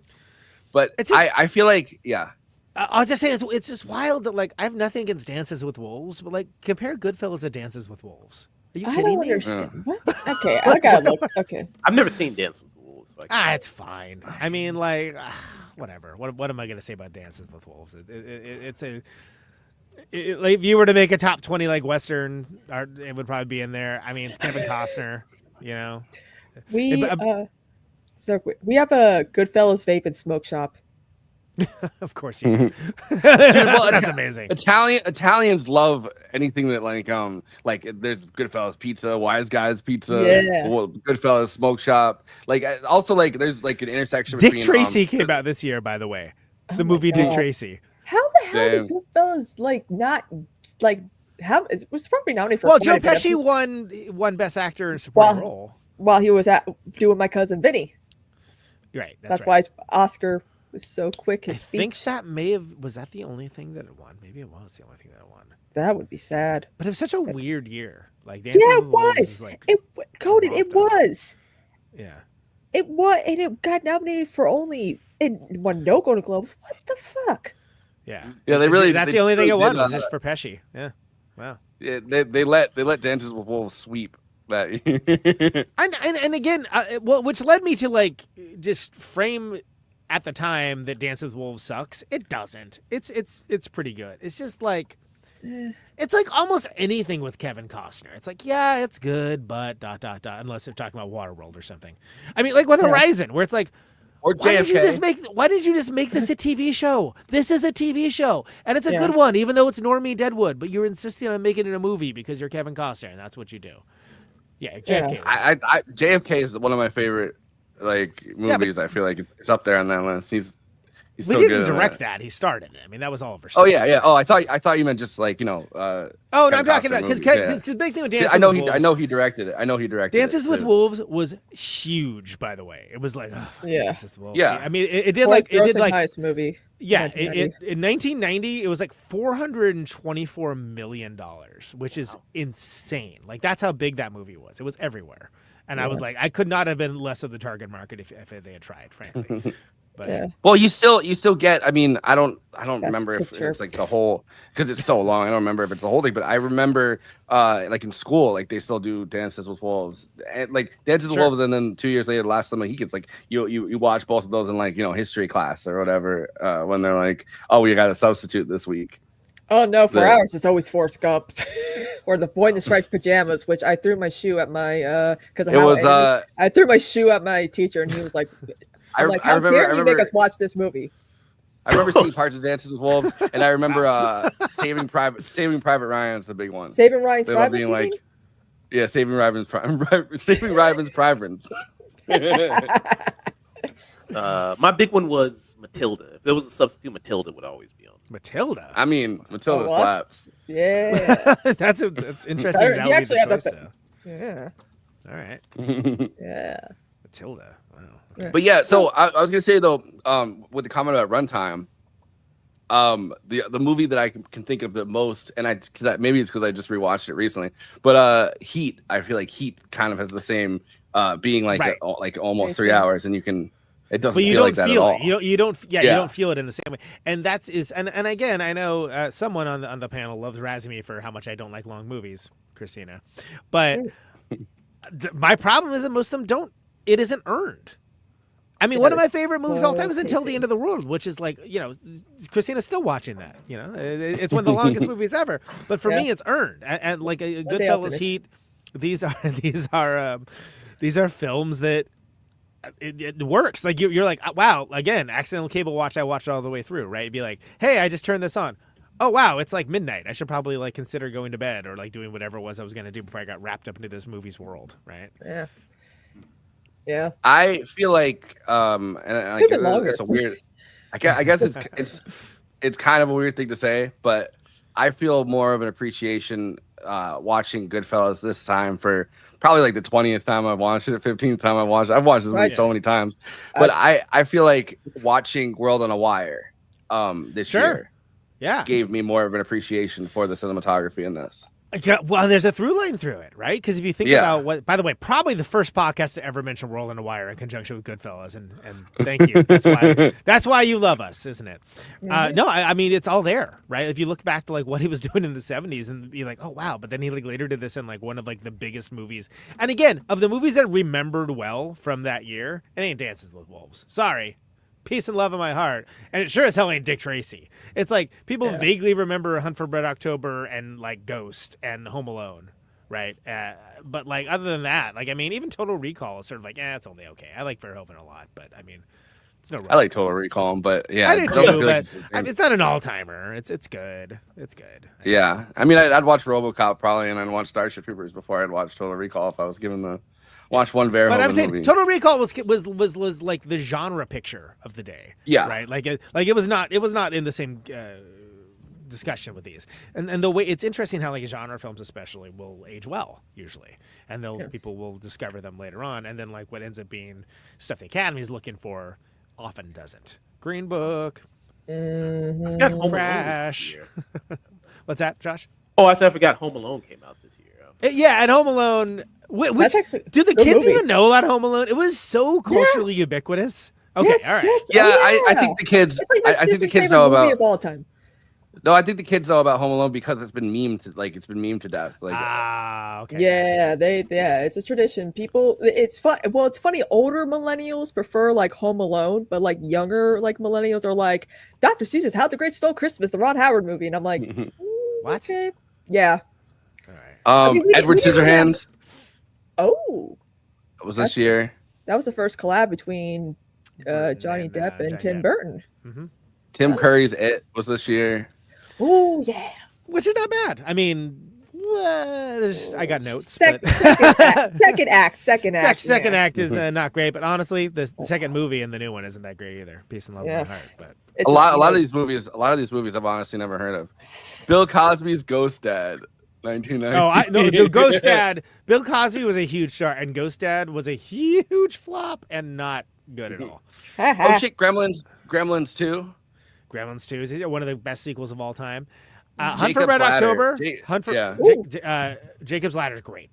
We should do Jacob's Ladder in this show. Hunt for Red October. Tim Curry was in that too. Hunt for Red October was like peak dad cinema. Oh yeah, for that year, and it was huge. Wait a minute, we watched it in like my 10th grade English class, and I'm like, why are we watching this? Really? Yeah, I'm like, why? All right. But I mean, it's not like it was like a weak year for movies. I mean, like there's a lot like, of Goodfellas though. Yeah, but exactly. It's there's a lot to love about Goodfellas that I feel like it's one of the few timeless movies that hit as a bigger movie. In that same way when we talked about Dracula. Bram Stoker's that like it's some stuff just ages well or doesn't age at all, like A Timeless Vampire, which is another Michael Ballhaus movie. Yep, another one that looks amazing. Yeah. I can't think of a movie that I think the last one he did with Scorsese was The Departed, because he ended up retiring I think after that. But it's like I can't think of a Michael Ballhaus movie that I can think of off the top of my head that's not like beautifully shot. Like everything Fassbinder did was. Well, God, I mean, yeah, it's and they were like Gestalt entity for those movies, right? And if Fassbinder wasn't so willfully oblique about everything, like he probably would have had a bigger career outside of the art house stuff before Scorsese. But the fact that Scorsese discovered him and decided to adopt him basically into all his movies is huge. Dude, highest grossing films of 1990 at the time, right? Ghost is number 1. Yes, Home Alone. Yeah. Also Pretty huge. Woman. Dances with Wolves comes in at number 4. Yep. Total Recall at number 5. Yep. Back to the Future Part 3. I mean that kind of that withstands kind of time. Die Hard 2, Presumed Innocent, Teenage Mutant Ninja Turtles, and Kindergarten Cop. Kindergarten Cop. Wow, what a year, man! Wow. But you know what? That was a crazy. The only two movies I remember that seeing that as have a kid. The only two movies out that have any, or three at least, have cultural significance is, would be Ghost and Home Alone. But if Goodfellas was on there, I mean, I know I just talked trash about Total Recall. Total Recall definitely has cultural significance. I just don't think I love Total Recall. Best. I think it's good, but it's not my favorite Verhoeven. And well, I think if I was gonna pick, it would be RoboCop and Starship Troopers are up there. Yeah, and then that's the top tier Verhoeven. I mean, that's I like Benedetta. I was gonna say, and then probably Benedetta. Yeah, but I mean, I don't know. I love Total Recall is fucking awesome, but Total Recall's great. It's kind of a perfect movie though. I mean, it's interesting how far also it goes from like the really like excellent and well thought out like Philip K. Dick source material. Yeah, like it. You know what his fans are called, right? Dickheads. We know. Mm-hmm. I think that was the first Philip K. Dick. No, actually, no, it wasn't. But it was at least the second Philip K. Dick book I read. I think. I started with Do Androids Dream of Electric Sheep. Yeah, I didn't start with, I started with Scanner Darkly. I think was the first one I read. Probably 75% of his books, including the Exegesis, which is like inscrutable and nearly impenepetrable. Frankly, like it's a lot going on. It's like, well, he was still writing that when he died, right? Or around the time he died. Yeah, it was like I'd rather watch a movie about him writing the Exegesis than ever read that again. I think it was they had to. Yeah, they had to like kind of source that out and be like, what was he doing with this? Like, yeah. But I think that it is notable for this movie, Goodfellas, that think of the other things that, with some exceptions, and we mentioned some of them in here, that like everything was very safe in like Hollywood around this time. This is not a safe movie at all. This is like nuts. This is a nuts movie, and you cannot imagine. Which they didn't want to give him the money for it. This is not his like the thing that made him almost give up on cinema completely. Obviously, which we talked about during After Hours was Last Temptation of Christ, which was the thing that they were like, oh no, you cannot. Like they literally had a. How dare you mock Jesus Christ? They also had like Falwell come out and be like, this is going to turn. This is gonna. They tried to do the Israel thing. They tried to be like, oh, this movie is gonna rise up the temperature of anti-Semitism in the country. That's how they tried to tag it and get it shut down. Sure. Yeah, and I mean, and there's been other attempts. Like, I mean, John Huston did Preetzi's Honor, right? That like history is basically forgotten about, which is Jack Nicholson and Kathleen Turner and Angelica Houston, and it was sort of like they were just like, oh, you can't make that kind of movie. The Godfather already did it. Like, why would you try? Which is hilarious because it's the same year that Godfather Part 3, if that existed, would have come out. Yeah, it's like no, Francis, don't do it. Don't do it. So to have them both come out at the same time is deeply hilarious.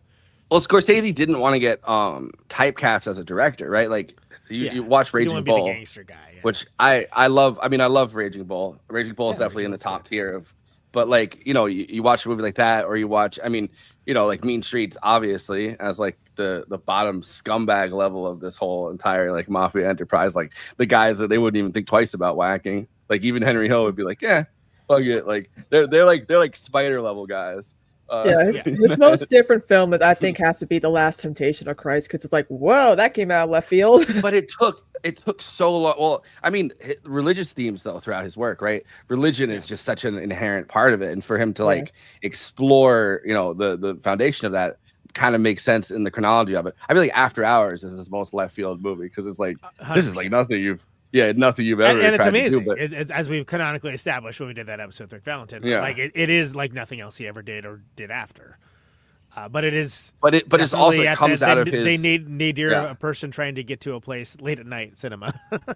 Yeah, but it's also just it's such an inherently kind of dark mood for Scorsese because at that time he's trying to the funding keeps drying up for like nobody would fucking fund it. And if you look at first After Hours and then by 1988 he's working on that movie for years. By 1988 that comes out, and then 1990 his next movie. So he comes out with Last Temptation of Christ, and like studios did not necessarily want to do more Scorsese work for the moment.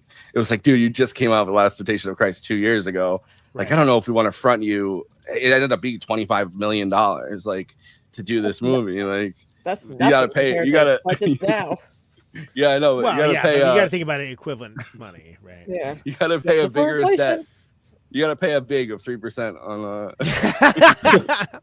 Well, and And again, you also have to realize at the time it wasn't something where so many aspects of mob and mob tendencies have just been so mainstreamed into culture, right? That wasn't the case. This is one of the movies kind of helped do that. Godfather, as much as I love it, and I do consider it one of the best movies of all time, like it definitely, there's an othering to it where there isn't a humanity to it.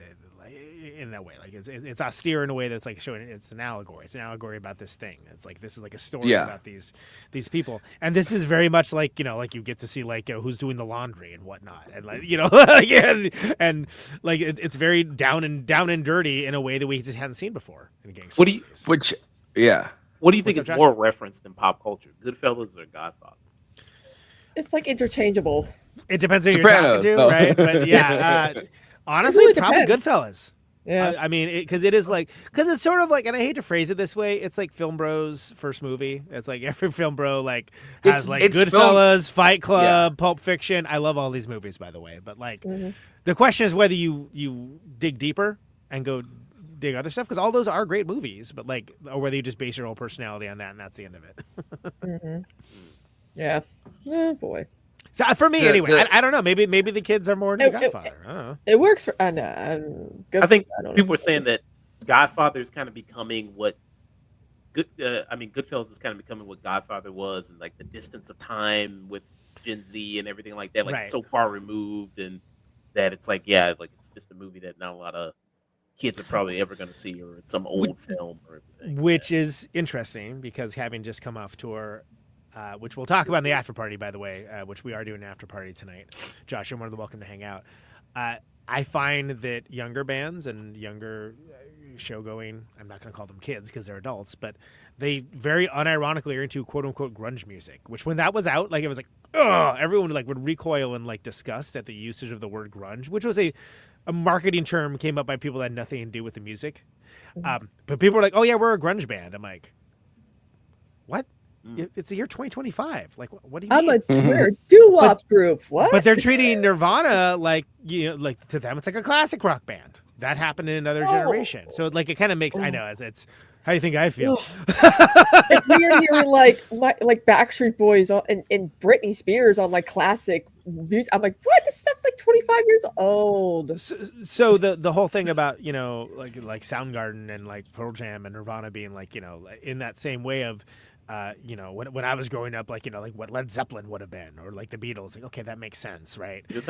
But it's notable in the fact that does happen in the film as well. So that's interesting if like Goodfellas does end up like supplanting amongst the cinephile. No cure for cinephilia yet, by the way, because supplanting the Godfather role, then that's interesting to me because they're very different movies, but they also culturally. I hate to say it, but the stuff that like is presented in Goodfellas has all been sort of mainstreamed. Yeah. Right? Like we don't think it isn't. And again, I kept bringing up the other movies that came out this year because I want to draw the contrast of how different it was from all these other movies. Some of which are good. Like I'm not saying they're bad. But this is very different. It wasn't as striking as Pulp Fiction was a few years later, but it's pretty striking. It's notable. And Martin Scorsese was still, absolutely beloved by people that enjoyed film, but was still considered like somehow an outsider, even after making like all these fantastic films. And that's something that we can't even imagine now, right? Yeah, It's Martin Scorsese is like, he's the man. Of course. We all love Scorsese. He's great. Who doesn't love Scorsese? What kind of idiot would hate Scorsese, right? Fascist. Yeah, exactly.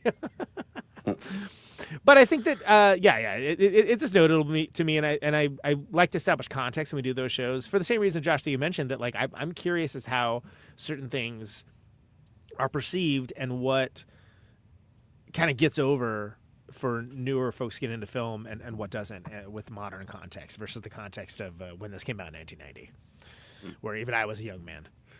I was a young man of 45, like Robert De Niro. Dude, when they do that cut over to him, it's like, oh, they're all in their 20s, and you see De Niro. It's like, he's not. Yeah. Come on, man. What are we doing here? He was 28 years old. Oh, was he? It's a hard 28. He was already a big man. But anyway, one-liners. Yeah. Letterboxd is I was about to do it. It's about to do it. But I'm out of practice. Actually, you guys are out of practice too. You didn't really do them, right? Yeah, we did. I heard you did. Yeah, we did. Did you? Oh, okay. Mhm.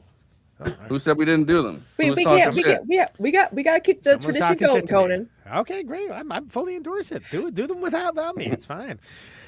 Letterboxd, of course, is a social media site for film lovers to talk at with and to each other about the movies that they love, maybe the movies they didn't love, maybe the movies they just spilled quotes ad nauseum to and fro from this film as a review. And of course, all this is best expressed succinctly. Everyone gets to have their say, chime and opine, bottom-up democracy, but it is best done in a smaller format where you get to say what you want to say. And these are collected weekly, now again, by yours truly, to be presented on the show for Forrest and the rest of the panel to react to, laugh at, and with, and otherwise interact with. These are the Letterboxd one-liners for a little obscure movie called Goodfellas. Let's go. Love when young Henry Hill talks about why he wants to be a gangster, and the first thing he mentions is that they get to park in front of fire hydrants without getting in trouble. They could park wherever they wanted. They didn't have any rules. It's sad that this movie gets worse as it progresses, but even sadder is the fact that Ray Liotta becomes less and less fuckable as it progresses. Yes, I have a degree in film. Oh, I agree. He gets I liked it by the end of it. He's got coke dick so badly that he can't even he can't even have sex with his have sex with his guma anymore. He's like, Henry, it's been so long, and he's like, bitch, I have to go get my brother from the hospital. By the way, Clay Davis from The Wire, she is the doctor in this. That's right. Yeah. Did you mention the value? Samuel Jackson? Oh, that cameo. Yeah, Samuel Jackson too. He does. That's right. Yeah. Yeah, but it's just crazy that like one of the side characters is the guy from that's like she. yeah, that guy's great. And Ray Liotta at the end of the movie is peak sweaty suspect dude you want to get away from as quickly as possible, for sure. Yeah. Which is hilarious. But anyway. Legend has it that Joe Pesci is still asking how is he funny. How am I funny? Funny like I'm a clown? Like I amuse you? I'm here to fucking amuse you? What the fuck is so funny about me? They actually added quotes from Goodfellas into Jersey Boys so that the Joe Pesci character can say stuff like "funny how," and it's funny. I was like, wait a minute. Funny how am I funny? Funny how. There was a bit. I go back for a second. There was a bit that we did on tour that I was talking about fade outs in music. We're listening to music. I don't remember what we're listening to, and I'd be like, and legend has it they're still playing it to this day, right? And then that started being anytime there's a fade out on any song that we would do that, then there were derivations of it. So what I'm saying is I pulled this one-liner specifically for people that are probably not going to watch this show, but we're in the band van to me. To me, that is very funny as well. There you go. Now you know. Ding, ding, ding. Now you can move on. That's it. I'm joining the mafia. I mean, yeah, but is it the best time to join the mafia now that like secrets get out? Is it the best time to join the mafia now that like a mob boss was killed by like a QAnon guy and then just saw him on the porch and plugged him twice? I don't know. That's how far they've fallen. Go comment on Timo's review and let him know. What's been like? I mean, the latest kind of newer big gangster film. I feel like we haven't had like that. Like maybe like a modern one. Yeah, like Denzel Washington. Though Denzel Washington's one I can think like the last great one. I mean, I don't know. The Irishman came out and that was pretty big, but it wasn't like in theaters or anything like that. Yeah. I mean, I feel like now it moved on to TV for a long time. Yeah. Well, absolutely. Well, who can forget? God, what was Chris Moltisanti's script? God damn it, I'm forgetting. Ice Pick or whatever. Michael Shannon. No. I'm. Cleaver. There we go. Who could forget Cleaver? Is what I was saying. I was like, it was on top of my head. I was like, it starts with a C. Yeah. I mean, yeah, I didn't watch Mafia Mama. That looks like it's extremely not for me. That was recent, right? Was that with Melissa McCarthy? Yeah, and I like Melissa McCarthy, but not that much. Sorry, peace and love in my heart, but yeah, it's a pass. The Pusher movies, those aren't very recent though. Those are like so the Nicholas Winding Refn Drive Guys first 3 movies are fucking great. They're really good, and they're nothing like any of the rest of his movies, but they're a great example of movies that like do something very different with each sequel, because each sequel centers a different character, and they're really good. But yeah, that's even at that point, this is like 15 years ago, something along those lines, right? So I don't know. I can't think of and anything I can think of is a mishmash. It's something like Nobody or something, where it's like that's an action movie. You know? Yeah, we can't count Many Saints and Newark because that's basically Sopranos, right? Yeah. There's a lot of crime. There's a lot of crime movies that are not mafia related. Right. I feel like. Yeah, I mean, sure. Like Emily the Criminal, mad underrated. The Aubrey Plaza. Oh, love that one. She did the right thing. She had student loans to pay off. Oh, wasn't there that Michael Keaton movie? I didn't see it, but KT was talking about it. That Knox Goes Away. Wasn't that a mafia movie? I heard that was pretty good. I didn't watch it. Great. I'm just they also had I guess everybody includes like Logan Lucky as like one of the kind of American. I like crime. Logan Lucky. Yeah, I did too. Good. Yeah. Oh, I did not. Oh, well, all right. Get off the show. Yeah, I don't know. I remember basing my identity on it. I said I enjoyed it. You know. they did the the Travolta Gotti movie, and everybody hated that. Oh yeah. They were right. Well, House of Gucci, does that count? House of Gucci. No. There's a lot of TV shows that have been about the mafia. I feel like it moved over to TV more than movies. Don't I know? Best one might be Nobody, frankly, which again is an action movie first and like mob stuff second. What's the Mark Rylance movie where he's a tailor? God damn it! What was the name of that? Like, you know what I'm talking about? Graham Moore movie. The Outfit, I guess. The Outfit. Yeah. I didn't see it. Yeah. So, but that's a perfect example because that's like a gangster movie, but it's it's from his tailor shop is used as like a drop-off site, right? So it's like from the perspective of like one of the NPC characters, basically. If it was look at it that way, it's really good. I quite liked it. I thought, but again, it's a different take on that kind of movie. So I'm hard pressed to think of like a recent gangster movie that's good. There has to be some sort of Jason Statham vehicle, I'm sure. But well, look at the Peaky Blinders show. I guess that counts, but that's a show. I guess they're making a movie. Whatever. Anyway, move on. They move are. on. Yay. I love movies where people are terrible and learn no lessons. Yay. Yay. I mean, I don't think he's not really capable of learning a lesson. No, like, he's getting back into like drug trafficking and robbery and shit. Then he likes the lifestyle. Like I don't know what kind of lesson you could really. I mean, like that was bad that I did those things, but it's like.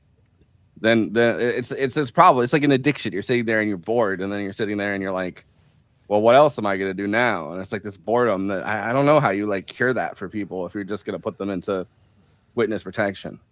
I'm not equating being in a touring rock band with being a gangster, but the idea of like living life differently and like looking at like average people, like, you know, be like, oh, this is like, God, it's a trap. It's like it sucks that like people have to live like this. That's very real.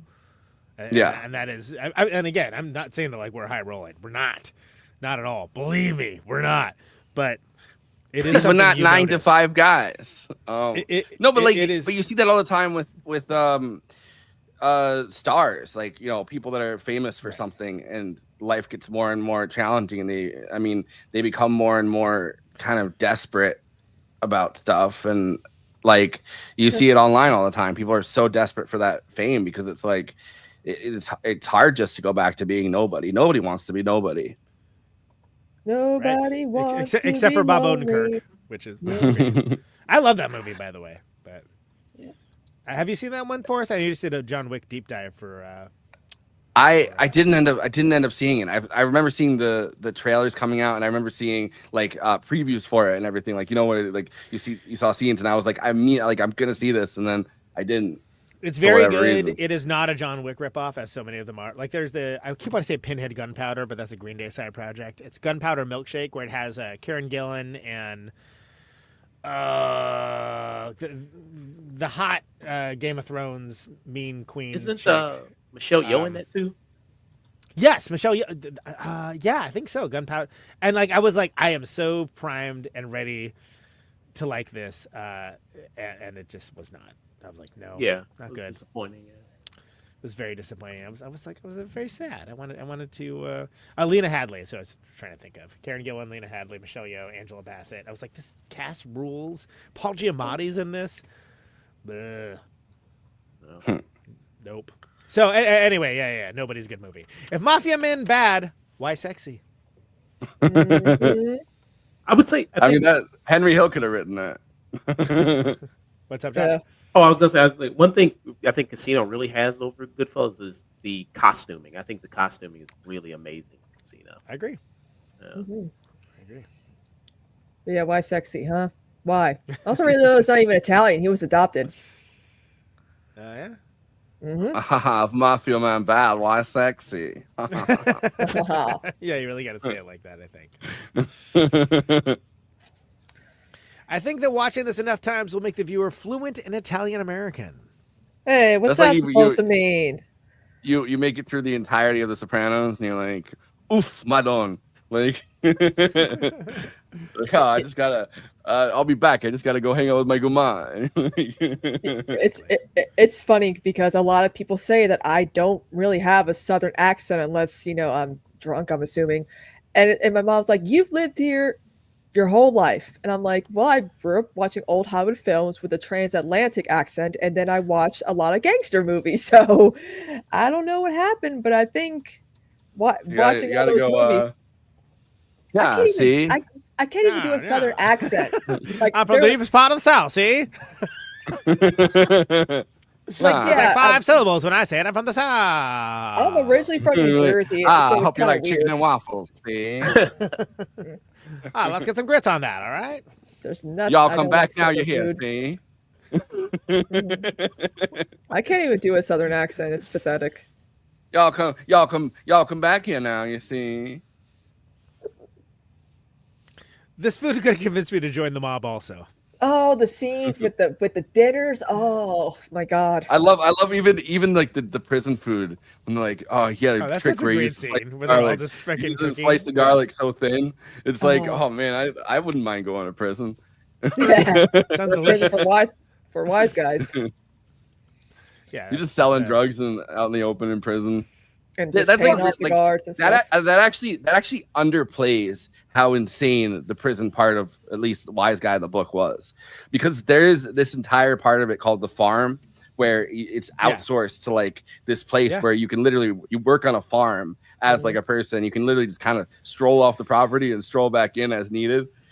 And meanwhile, these guys are just like cooking steak, like drinking and listening to Beyond the Sea. Great. Sounds like awesome. Yeah. I would do that on Average Tuesday. That's probably not the way the black guys in the prison were Just treated. don't put too many onions in the sauce. Right, exactly. It would suck to be like a normal criminal, and then you're like watching those guys just get to hang out, and you're like, hey, what do I have to do? Join the mob. That's why I'm gonna overdose on heroin in my prison cell. God damn it! I'm here for 5 years. If you took a shot every time someone said, "Don't worry about it," you would be dead. What about the F word? Like, what about fuck? Come on now. I love when he's freaking out about Maury possibly getting killed because that's his friend. He doesn't want to see him get killed. And you just hear Joe Pesci go, "Don't worry about it. There's nothing to worry about. It's beautiful out there. What are you worried about?" I'm getting made. Those are the Letterboxd one-liners for Goodfellas. Please follow the show on our Letterboxd HQ account at Movie Night Extra, where we sometimes post reviews about all the great movies that we cover on this show, as well as short-form attendant content. Lots of other great things. We are going to get back at it. I swear we will. And we're all over that biz. Helena Marcos. I'd always flock. Oh no, there. I forgot to change my thing to not be Suspiria. But I was the whole time I was like, is he gonna remember to change it? I'm like, I'm gonna say it. I'm gonna say it even if he doesn't. At Always Flacco over there, he's logging everything that we do on this show as well as so much more. Recently went on a John Wick journey, which was I know for the purposes which of that, tomorrow's my day that I guess I'm recording with Eileen because her podcast sort of thing didn't work yesterday. Oh, okay. There you go. Well, there's that. So follow him on Letterboxd for all that. I, of course, am at Conan Neutron. One dog goes one way, the other goes the other way. This guy's in the middle saying, what do you want from me? I am doing the highbrow, the midbrow, the populist fare, picking back up the Criterion Challenge. This is the first movie I've watched in a month, by the way, just to be clear. Yeah, so good restart to watching movies, but I'm back on that train. So follow me along for that. The Mob Princess down there, Kristina at Kristina on Letterboxd. I know you've vlogged Goodfellas. I know you have. Yeah. Oh yeah. You can follow her along for all the stuff that she's logging as that we do on this show and so much more. Josh, I think it's the Afternoon Tune is your handle, right? At the Afternoon Tune. Yes. And yeah, all the great stuff that's on your show, which we will talk about more in the plugs. Great Letterboxd follow, even when I think you're full of it. Let's hit it with the plugs. Peace and love, by the way. Peace and love. If you're watching us on YouTube, please like and subscribe, and then hit the bell to get notified whenever we're streaming. And we'd humbly request that you watch the video to the end because it helps us with the algorithm and helps more film fans to discover the show.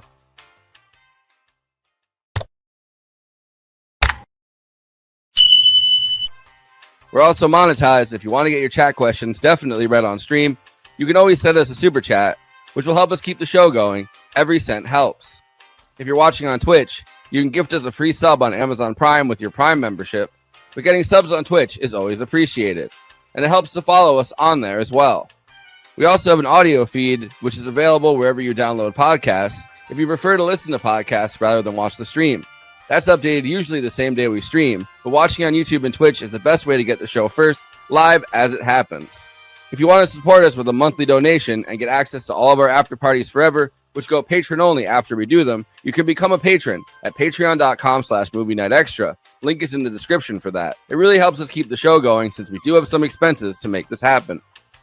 We also have a Discord community. Link is in the description for that. We sometimes watch movies we cover on there. We get into conversations about everything from film to TV shows to related podcasts. We even have a Discord channel for memes. It's really fun on there. You can find us on all the social media platforms: Facebook, Instagram, Blue Sky, Twitter, and Threads. You connect with us on all of those. Talk to us. We'd love to hear from you. Lastly, we recently made a TikTok at Movie Night Extra where we're putting up short-form clips from the episodes. Okay, passing this to Conan so he can tell you about his music and this week's Protonic Reversal. Conan, who's on Protonic this week? Oh, yeah, that show. I didn't remember that show. What show?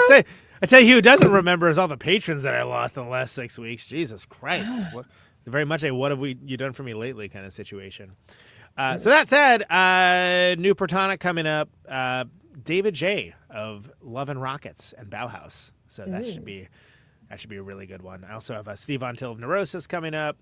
And I probably shouldn't say anything about it, but Fred Schneider of the B-52s as well coming up all in the next month. So it's going to be a strong return. How many miles to the Love Shack? we will find miles. out. We will find out all that and more on that upcoming episode. But ProtonicReversal.com. Patreon.com/ProtonicReversal, $1 a month for advanced episodes. I could use the patron money now more than ever. So, again, lots of fall-offs from people that apparently were just waiting for me to be gone for an extended period of time. I don't know. So please join in on that if you enjoy the show. There's going to be a lot of announcements soon. There's a pretty full docket for the summer, but the fact that I just knocked out those three and that's like what's coming up next should give you an idea of what you're in for. I just Conan Neutron the Secret Friends just got off tour like a couple days ago, and that was a very successful coast-to-coast U.S. tour. Last show was in L.A. the night of the ICE protests, so that was fascinating. We're 5 blocks away from all that. Where there's rioters and looters. Exactly. I know, one little, not even a full block. Not even a full block. I mean, we went ahead and played the show, by the way. But yeah, it was good. It was a good tour. If you want to hear all about it, we have an after party coming up. That's I'm gonna assume going to be a good part of it from my perspective because it's literally all I've been doing for like 5 weeks. But it's great. I mean, there's a few people I ran into in the various states and places that like the show and engage with the show, and I always enjoy meeting folks in person for that. And yeah, it was a great time. NeutronFriends.bandcamp.com. CDs shipping immediately. LPs of The Way of the Neutron, the new record, which is absolutely the best record I've ever done in any band, not just this band. Available for pre-order. Great time to pick one up. I got, like whatever. Like when you do this, you don't get too attached to vocations. I got laid off 3 days into tour. And now I have another job, which is great. But yeah, boy, that was a lot of money that we missed out on. And it's weird being like, oh yeah, my only incoming source of revenue is literally playing rock shows in the year 2025. Let's go and charitably say that does not pay the bills. At least some of the amount of travel we have to do. But yeah, so pick it up. NeutronFriends.bandcamp.com. Way of the Neutron's name of the record. Matt Strackbein's a fan. He did like one of the best interviews I think I did of that press cycle was on Letterhack. So if you're remotely interested, now's a great time to dive in on that.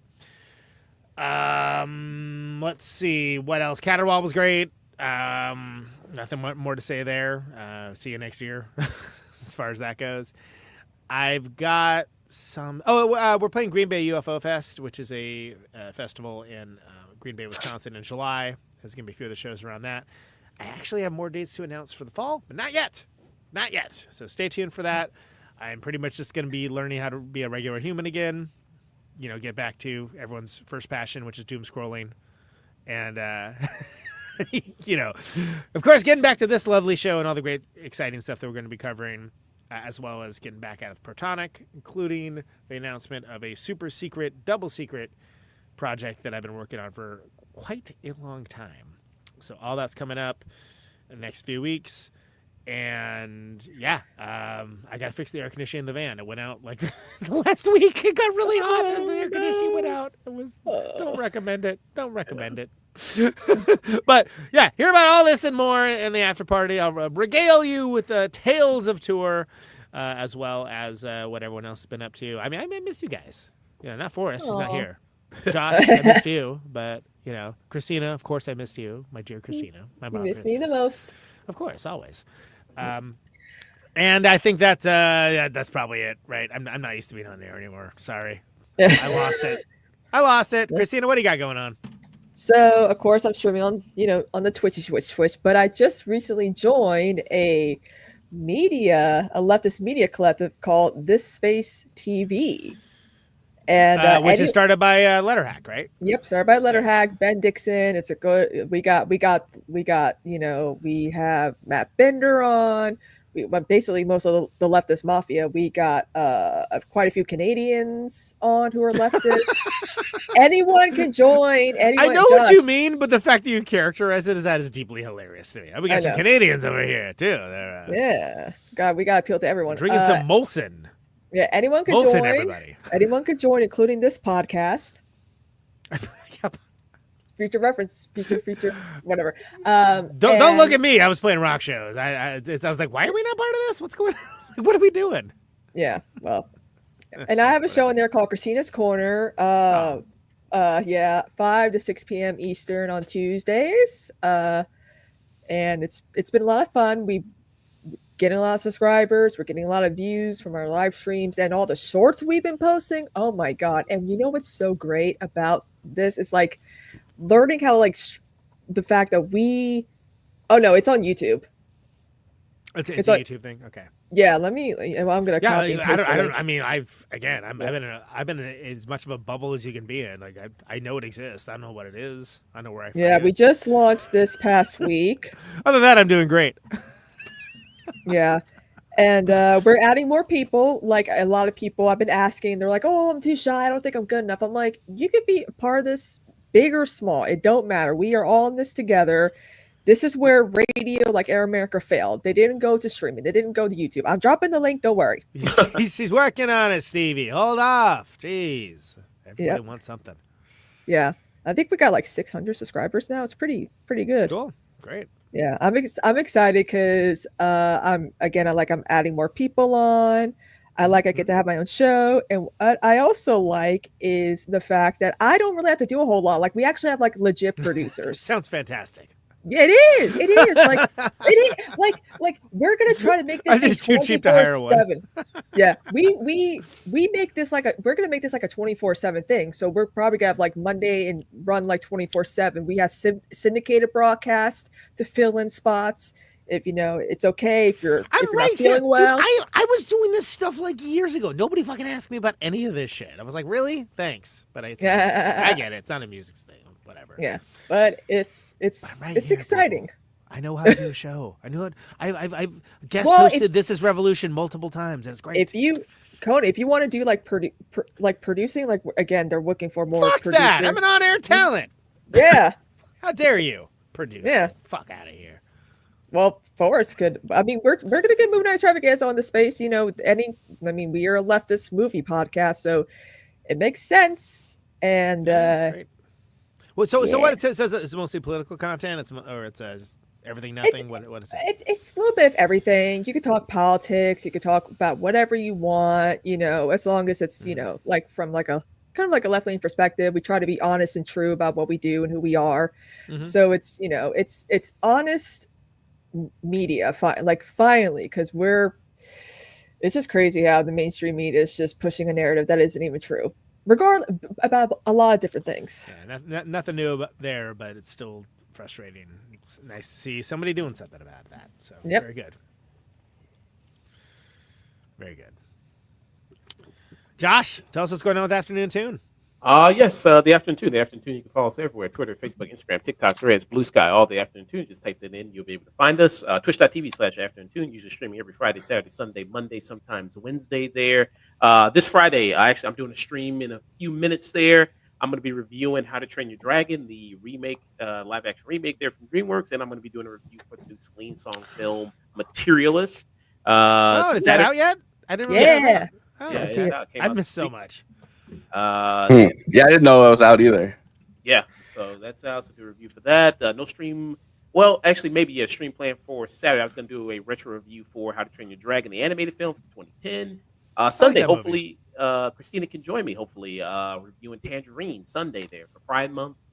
So that is something there, and also for June is also Men's Mental Health Awareness Month. Fight Club won the retro poll there, which movie we should review. Oh, the perfect movie for that. I'm right here, and I'm available. Just so you know.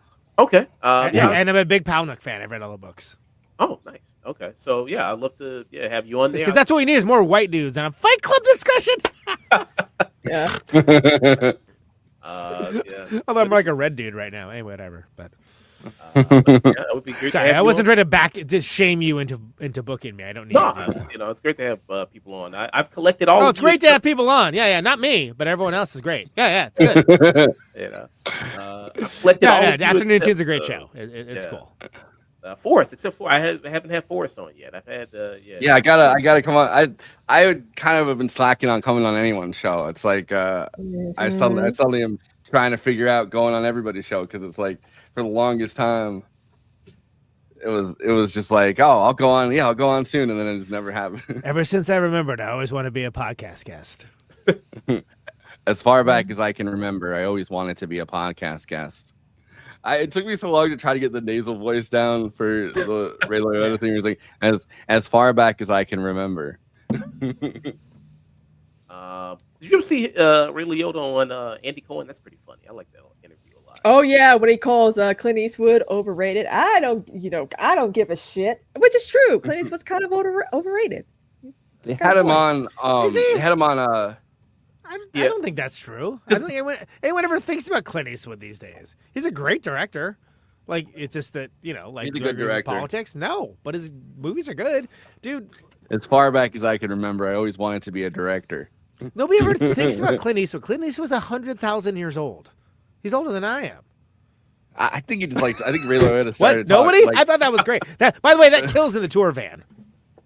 I think Ray Liotta just likes talking smack. He's right. I like talking.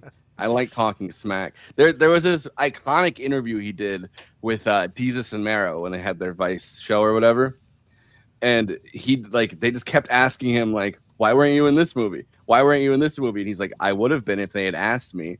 But he just said that about they kept asking him like, "Bro, there's this movie. Why weren't you in this? Why weren't you in The Sopranos? Why weren't you in this Scorsese movie? Why didn't you work with Scorsese again?" He's like, "I don't know. Nobody asked me." And that was the answer to everything. They're like, "Oh, so you would have been if they had asked you?" He's like, "Of course, I would have been in all this stuff if they had asked me. If people asked me to do stuff, I would do all of it." And he's like, they just keep going through like a list of like stuff that they're like, "Oh, do you have a beef with this person? Is that why you're not in it?" And he's like, "No, I just nobody told me about it."